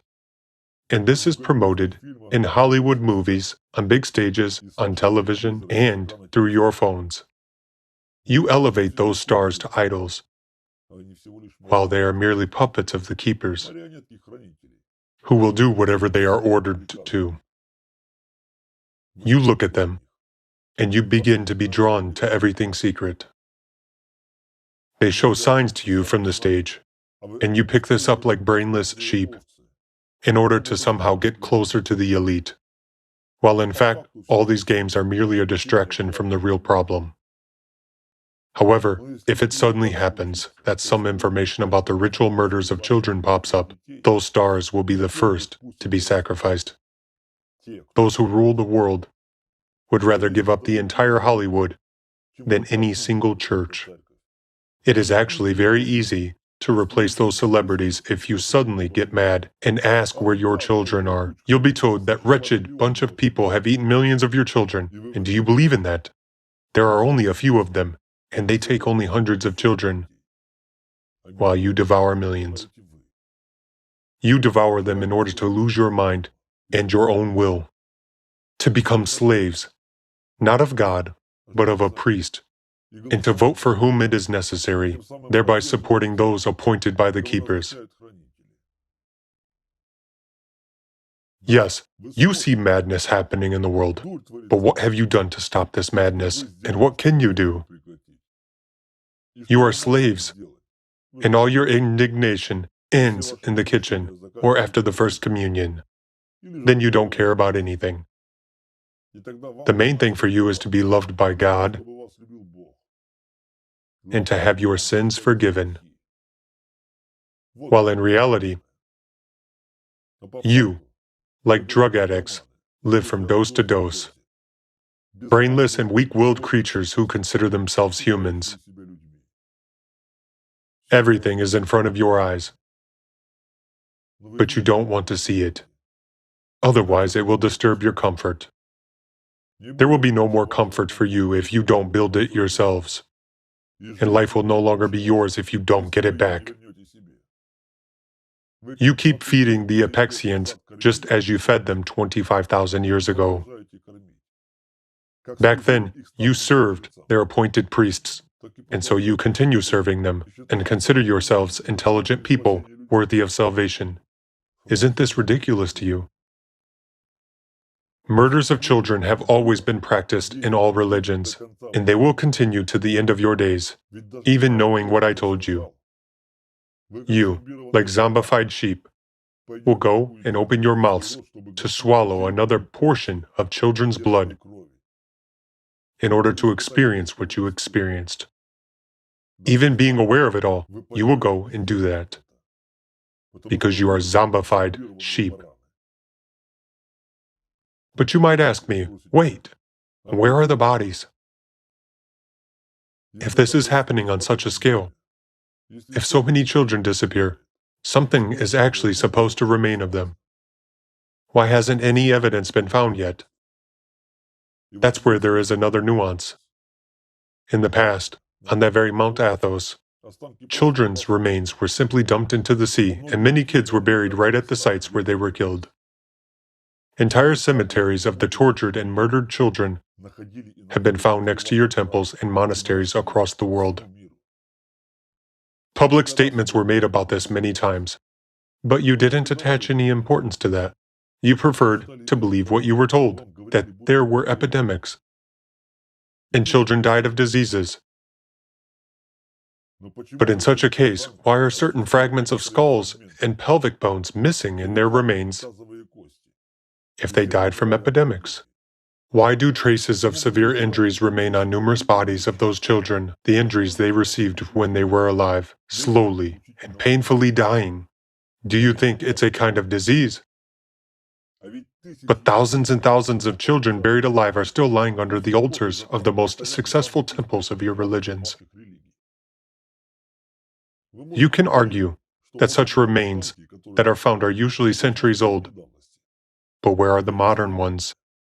Everything is really simple. They were completely disposed of. Not because the priests have become smarter, but because they've become greedier. It is stupid to waste tons of meat that costs money. Here's the answer for you.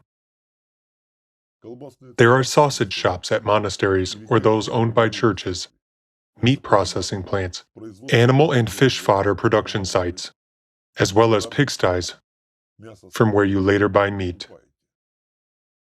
Yes, those are the very pigs who shared the eating of your children with you.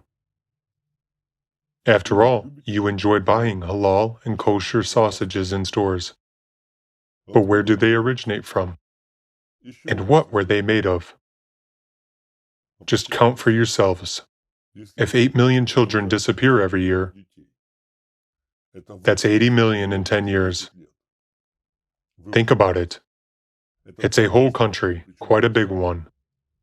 And where does it disappear to? This is a huge industry with a multi-billion-dollar turnover and billions of people who are controlled through a chrome. Billions. If you think that you don't go to temples and don't take communion, which means you don't eat children, don't hurry to rejoice. It is hardly possible to find a single person in your so-called civilized world who has never tasted human flesh. For the sake of power, those scums have never disdained anything. A human is a greedy, rotten, vile creature who won't miss any opportunity to earn profit.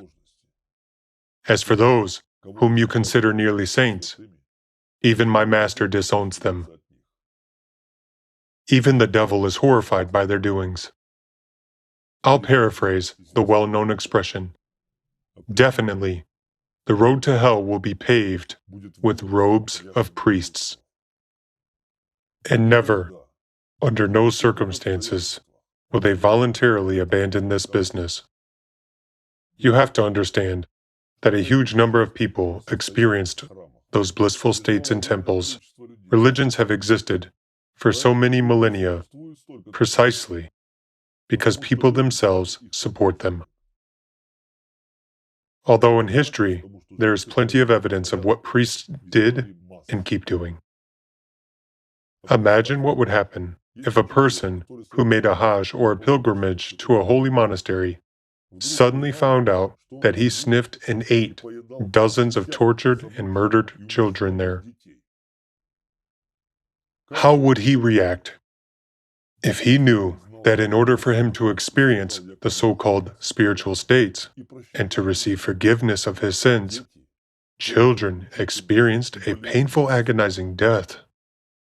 What would such a person do? And imagine, what is a mother ready to do if she suddenly finds out what happened to her missing child? What will she do if she finds out that when she came to a temple to pray for the imminent return of her missing child, when she took communion and experienced the precious moments of comfort, at that time she was eating her own child?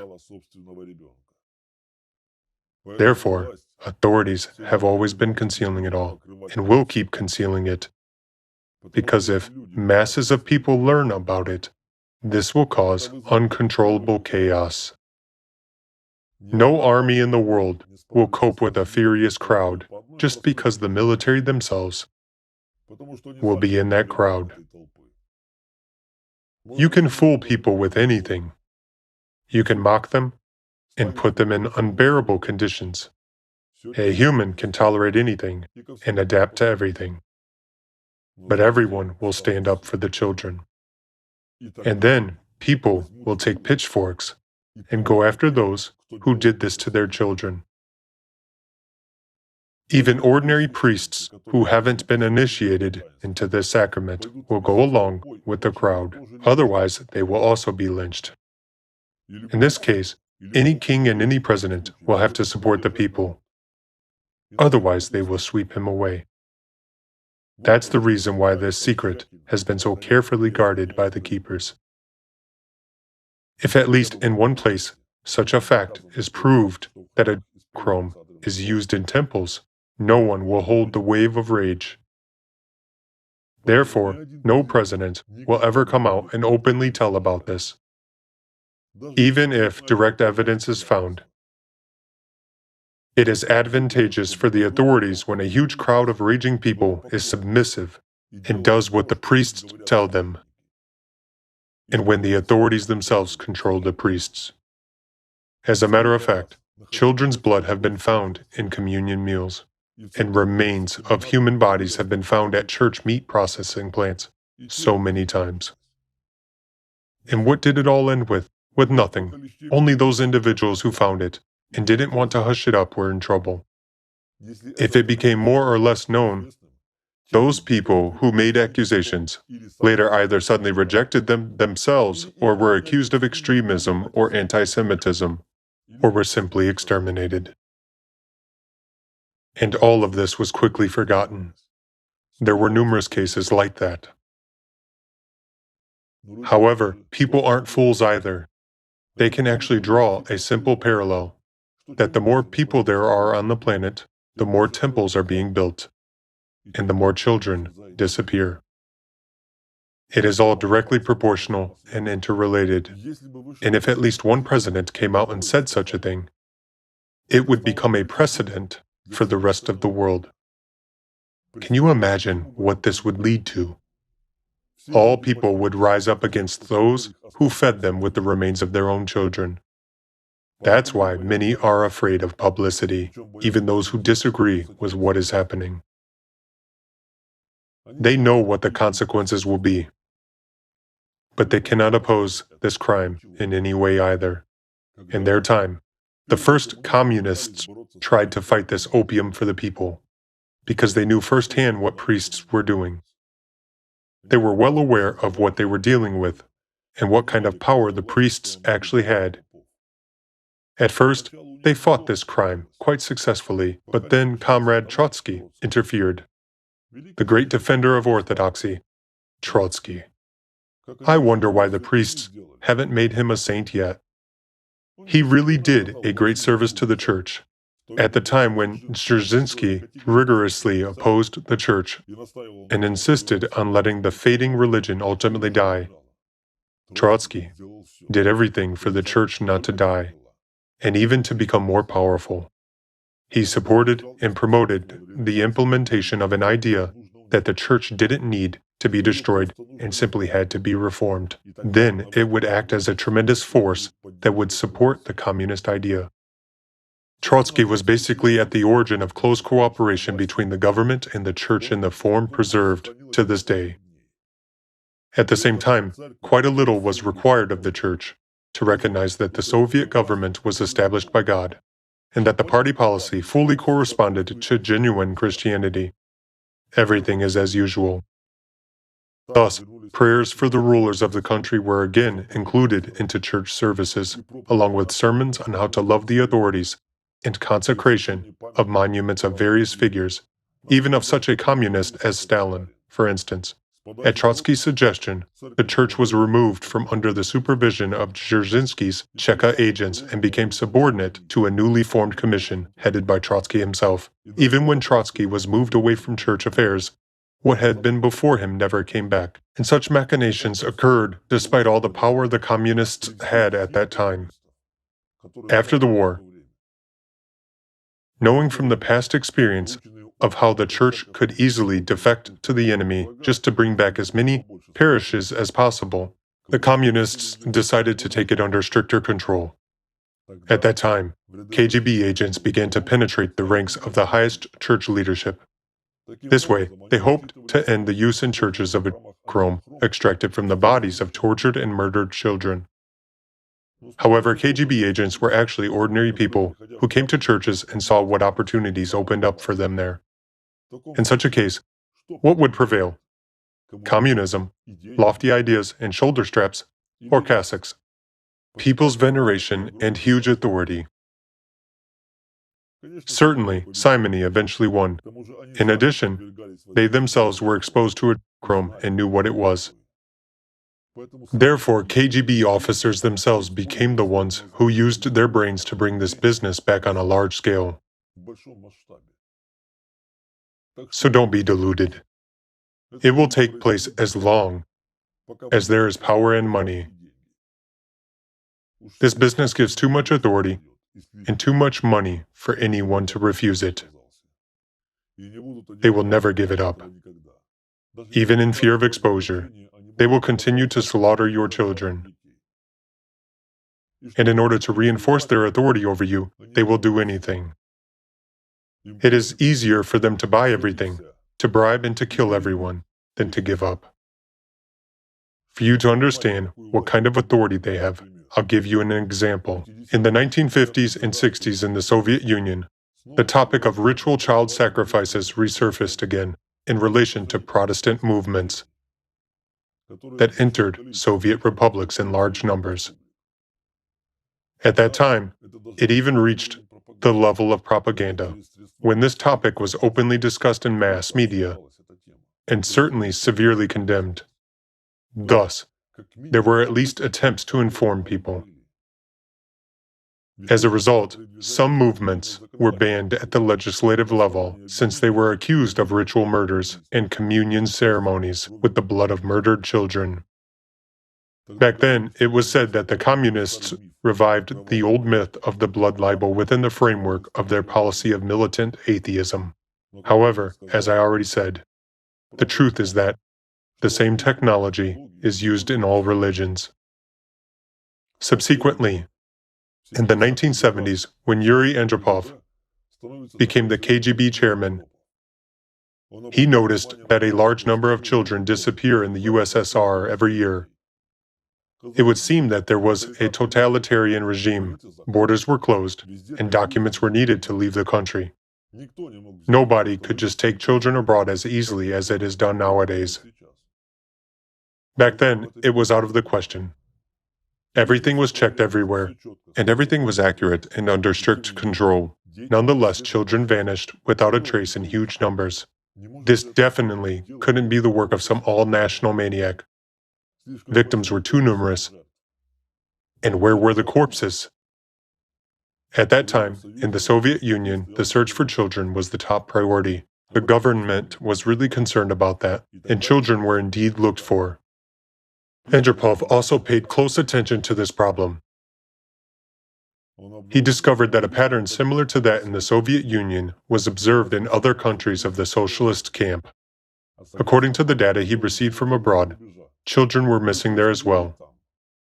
Thus he realized that this was a massive phenomenon taking place all over the world. The question was, why?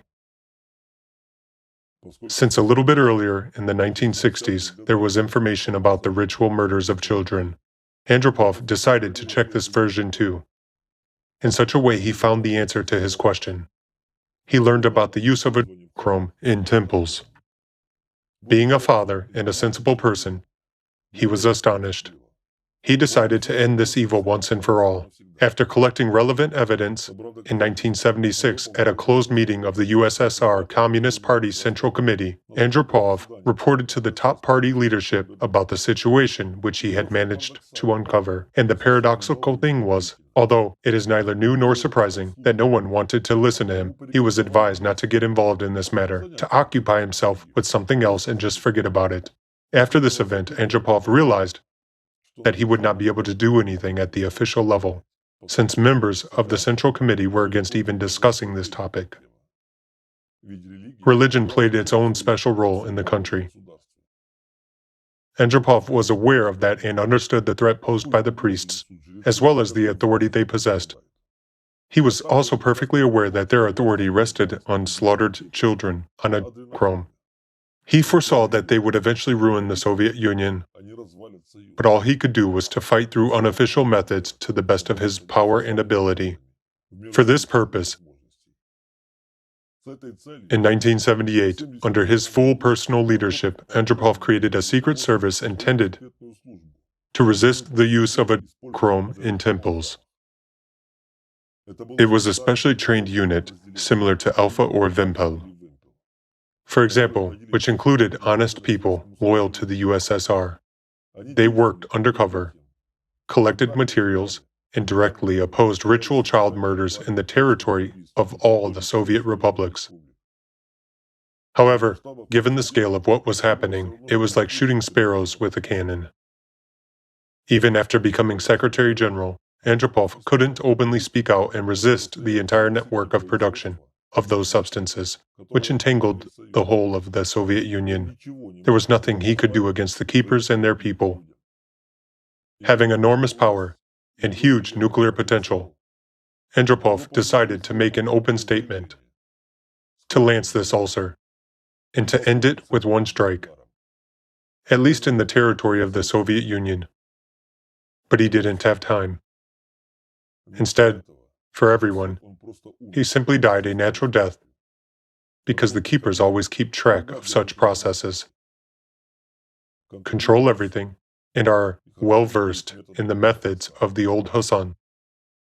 As soon as Gorbachev came to power, one of his first orders was to destroy all the collected evidence and to completely purge all people who knew about child murders and were involved in fighting them. The order was executed without delay by secret services themselves. Thus, Andropov's special battalion, the elite of special forces, the best of the best officers, whose upbringing and training had taken a huge amount of time, were simply erased. Along with them, the unofficial group of researchers and analysts who were involved in investigation, collection of evidence, and so on, was also liquidated. Serious efforts were made to eliminate these people, and based on the coherent actions of the executors, they definitely worked according to a pre-planned scenario. This means that when Gorbachev was just coming to power, he already knew what he would do. But how come? And who was interested in that? So, almost everyone who knew about the murders of children for extraction of adrenochrome and its use in temples were decimated. That's more than 1,000 people. If you're not lazy, you can find evidence of those events yourselves and see how many people from the secret services simply disappeared from this world. These losses of personnel, who in fact were involved in Andropov's special operation and who were in the know, were very roughly written off as losses in military hot zones and on secret missions, while in reality, Secret Service officers were engaged in their elimination. That is, they killed their own colleagues. Those people who worked in the KGB at that time and witnessed those events knew and spoke about them. Later, former KGB officers wrote about Gorbachev's actions in their memoirs and notes. Information about the existence of Andropov's secret special unit and its destruction leaked to the Western press as well. Many people shared their arguments and thoughts about what had happened back then, but no one knew the exact answer. Yet you know it now.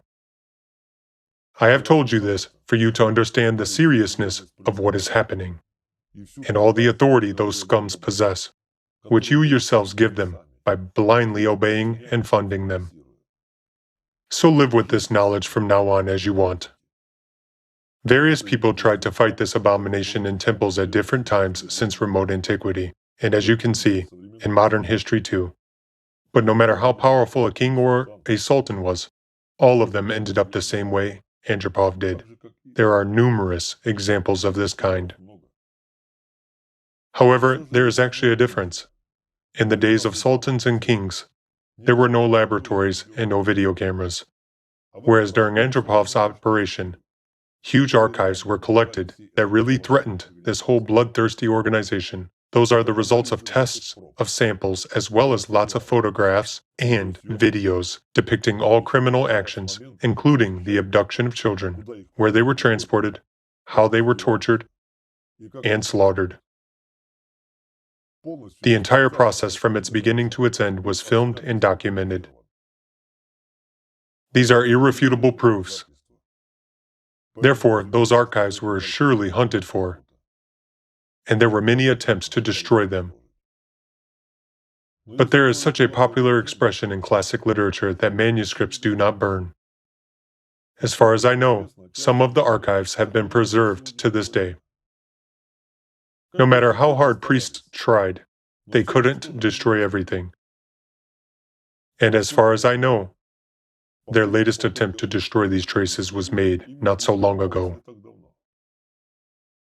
However, if they managed to destroy the one whom they regard as their main enemy, those archives would surface simultaneously in different places with a full package of proofs. This is my personal opinion, and I would do so. If this information reached people, it would seriously undermine the entire priestly organization, and the consequences would be irreversible. Rumors are one thing, but documents and results of expert examinations are something completely different. Yes, there is a problem with these substances. They do not leave any traces in a human body. If you take a person's blood for tests after he visits a temple, all you can reveal would be traces of a powerful hormonal surge. But all this can be easily explained by the state a person has experienced. Of course, hormone levels would be very high. After all, he allegedly came into contact with the divine, and in some cases, even saw divine manifestations with his own eyes. But other than that, there wouldn't be anything extraneous in his blood. Similarly, there would be no traces of any genetic material or anything like that in one's stomach. I mean, you wouldn't find any residual effects from the influence of those substances in a person himself, because those are not chemical compounds, but organic ones. Therefore, a human body quite easily absorbs them without leaving almost any traces. But it is actually possible to take air samples in a temple for examination, as well as to check wine and bread for the presence of human red blood cells and bone particles. And if you additionally do a DNA test, you can even determine how old the child was and maybe even find his parents. It is obvious that if you start checking temples, priests will begin to hide it all, but that's not bad either. At least adrenochrome can disappear as a manipulative tool from their arsenal for a long period of time, which means significant weakening of their organization because without adrenochrome, they have nothing to impress their flock with. You cannot retain a crowd for a long time on fairy tales only. People will start leaving temples. This, in turn, will expose weakness of the priests and clearly demonstrate that the only thing that kept people in temples was adrenochrome. If a temple stops using adrenochrome for a year, it will become empty. Or maybe just a few months will be enough. And then only fools or the most desperate old ladies will remain there. So, if regular inspection of temples for the use of bionarcotic substances and rituals is introduced at least for a year, in a year we will see a decline of religions. The funniest thing is that, even after everything I've told you, many of you will continue to live as you lived. But there will also be those who will argue, doubt, and try to refute my words. After all, who am I to be listened to? Just a black spot on your screens.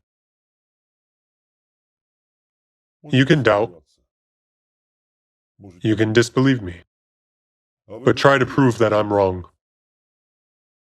Everything is very easy to verify. Take samples from the air and from the communion meal to examination. Do you think you won't find fragments of bodies of recently disappeared children there?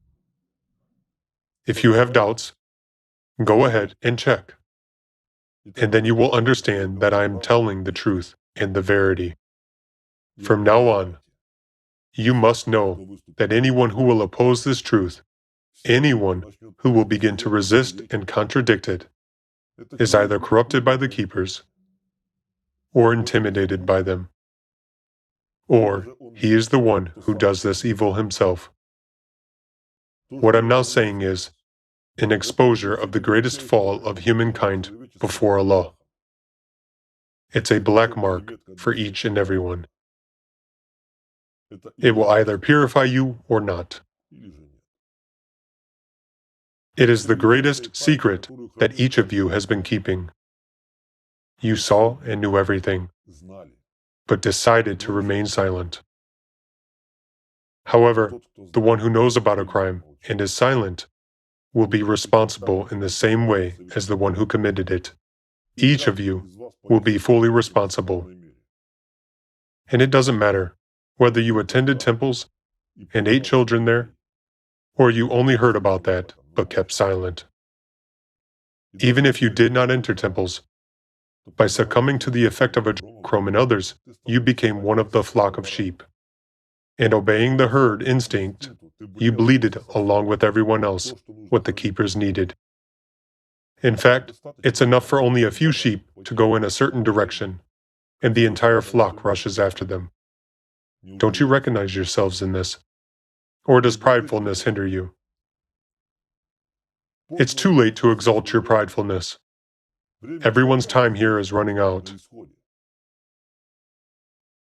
With your silence, with your submissiveness and servility, you've gone against the main foundation of the universe, against life itself.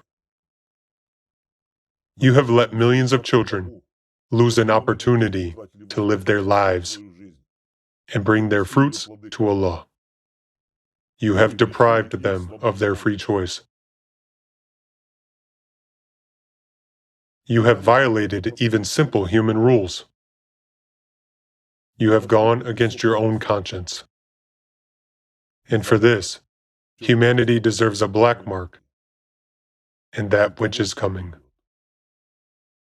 You can disclaim this black mark only by admitting the truth, only by reaching out to each other and becoming one united civilization. That's the only way you can gain the right to live. You were artificially divided. False values were imposed on you, and you were turned into slaves. So only if you admit that you are slaves, you can become free. Only then will all of you have a chance to stay alive. For millennia, the entire humanity was enslaved by the Apexians. It took people 1,000 years to find the strength to unite and to turn to the highest race so that they would liberate them from slavery. At that time, people did find the strength. But will they find it now? Yes, many of you lack intelligence and will. You are easily manipulated. But in each of you, there is also the power which even such highly developed creatures as the Apexians are hunting for. If you join this power and manage to channel it in the right direction, you can achieve a whole lot. But will you have enough wits and elementary humaneness for that? Good question. Today, I'm fulfilling the will of Allah by voicing the truth and exposing the lies and manipulation started by the beasts. But what has been the reason for my revelation?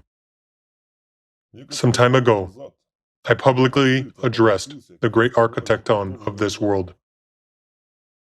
I asked him to change his mind, and at least not to hinder, because all of us are now facing a threat. However, he pretended not to hear me, because for them to lose authority means to lose the meaning of their existence. That is why today I'm exposing the greatest secret and the mightiest tool by which their authority is maintained on this earth. They have no other power except the one you give them by eating your own children. Now, knowing the secret, you can easily get rid of their authority over you if you have enough courage, humaneness, and elementary human conscience. Then you will be able to become free, and then your children will stop disappearing. You will finally sober up, and your minds will be cleared of all manipulations. Maybe then you will finally regain sanity and will be able to see all the sadness of what is happening and all the danger of climate change. Then perhaps you will manage to make the right decision and to come together. Or on the contrary, you will continue living your lives just as before and support falsehood in order to experience incredible divine ecstasy, at least occasionally. In such a case, it will be your choice. You will destroy this world with your own hands. This is your common problem and your own choice, and neither God nor anyone else has anything to do with it. You knew and saw everything, but you were satisfied with it all. Hence, you are satisfied with what is coming. Although if you have a conscience and an aspiration to live, you will be able to change many things. Not only will you be able to attain freedom from the keepers, but also to preserve life on this planet, which means my life too, and even the keepers' lives. The only thing that you'll never be able to fix and bring back is the lives of millions of slaughtered children. They will always remain on your conscience. Those who did this to them are made of flesh and blood. They can be identified, caught by the hand, and brought to justice. All their authority and power rested on secrecy. But now there is no secret anymore, and people are able to put an end even to this crime, lasting for nearly 30,000 years. However, there are also those who take away your lives and the lives of your children in a way you cannot see.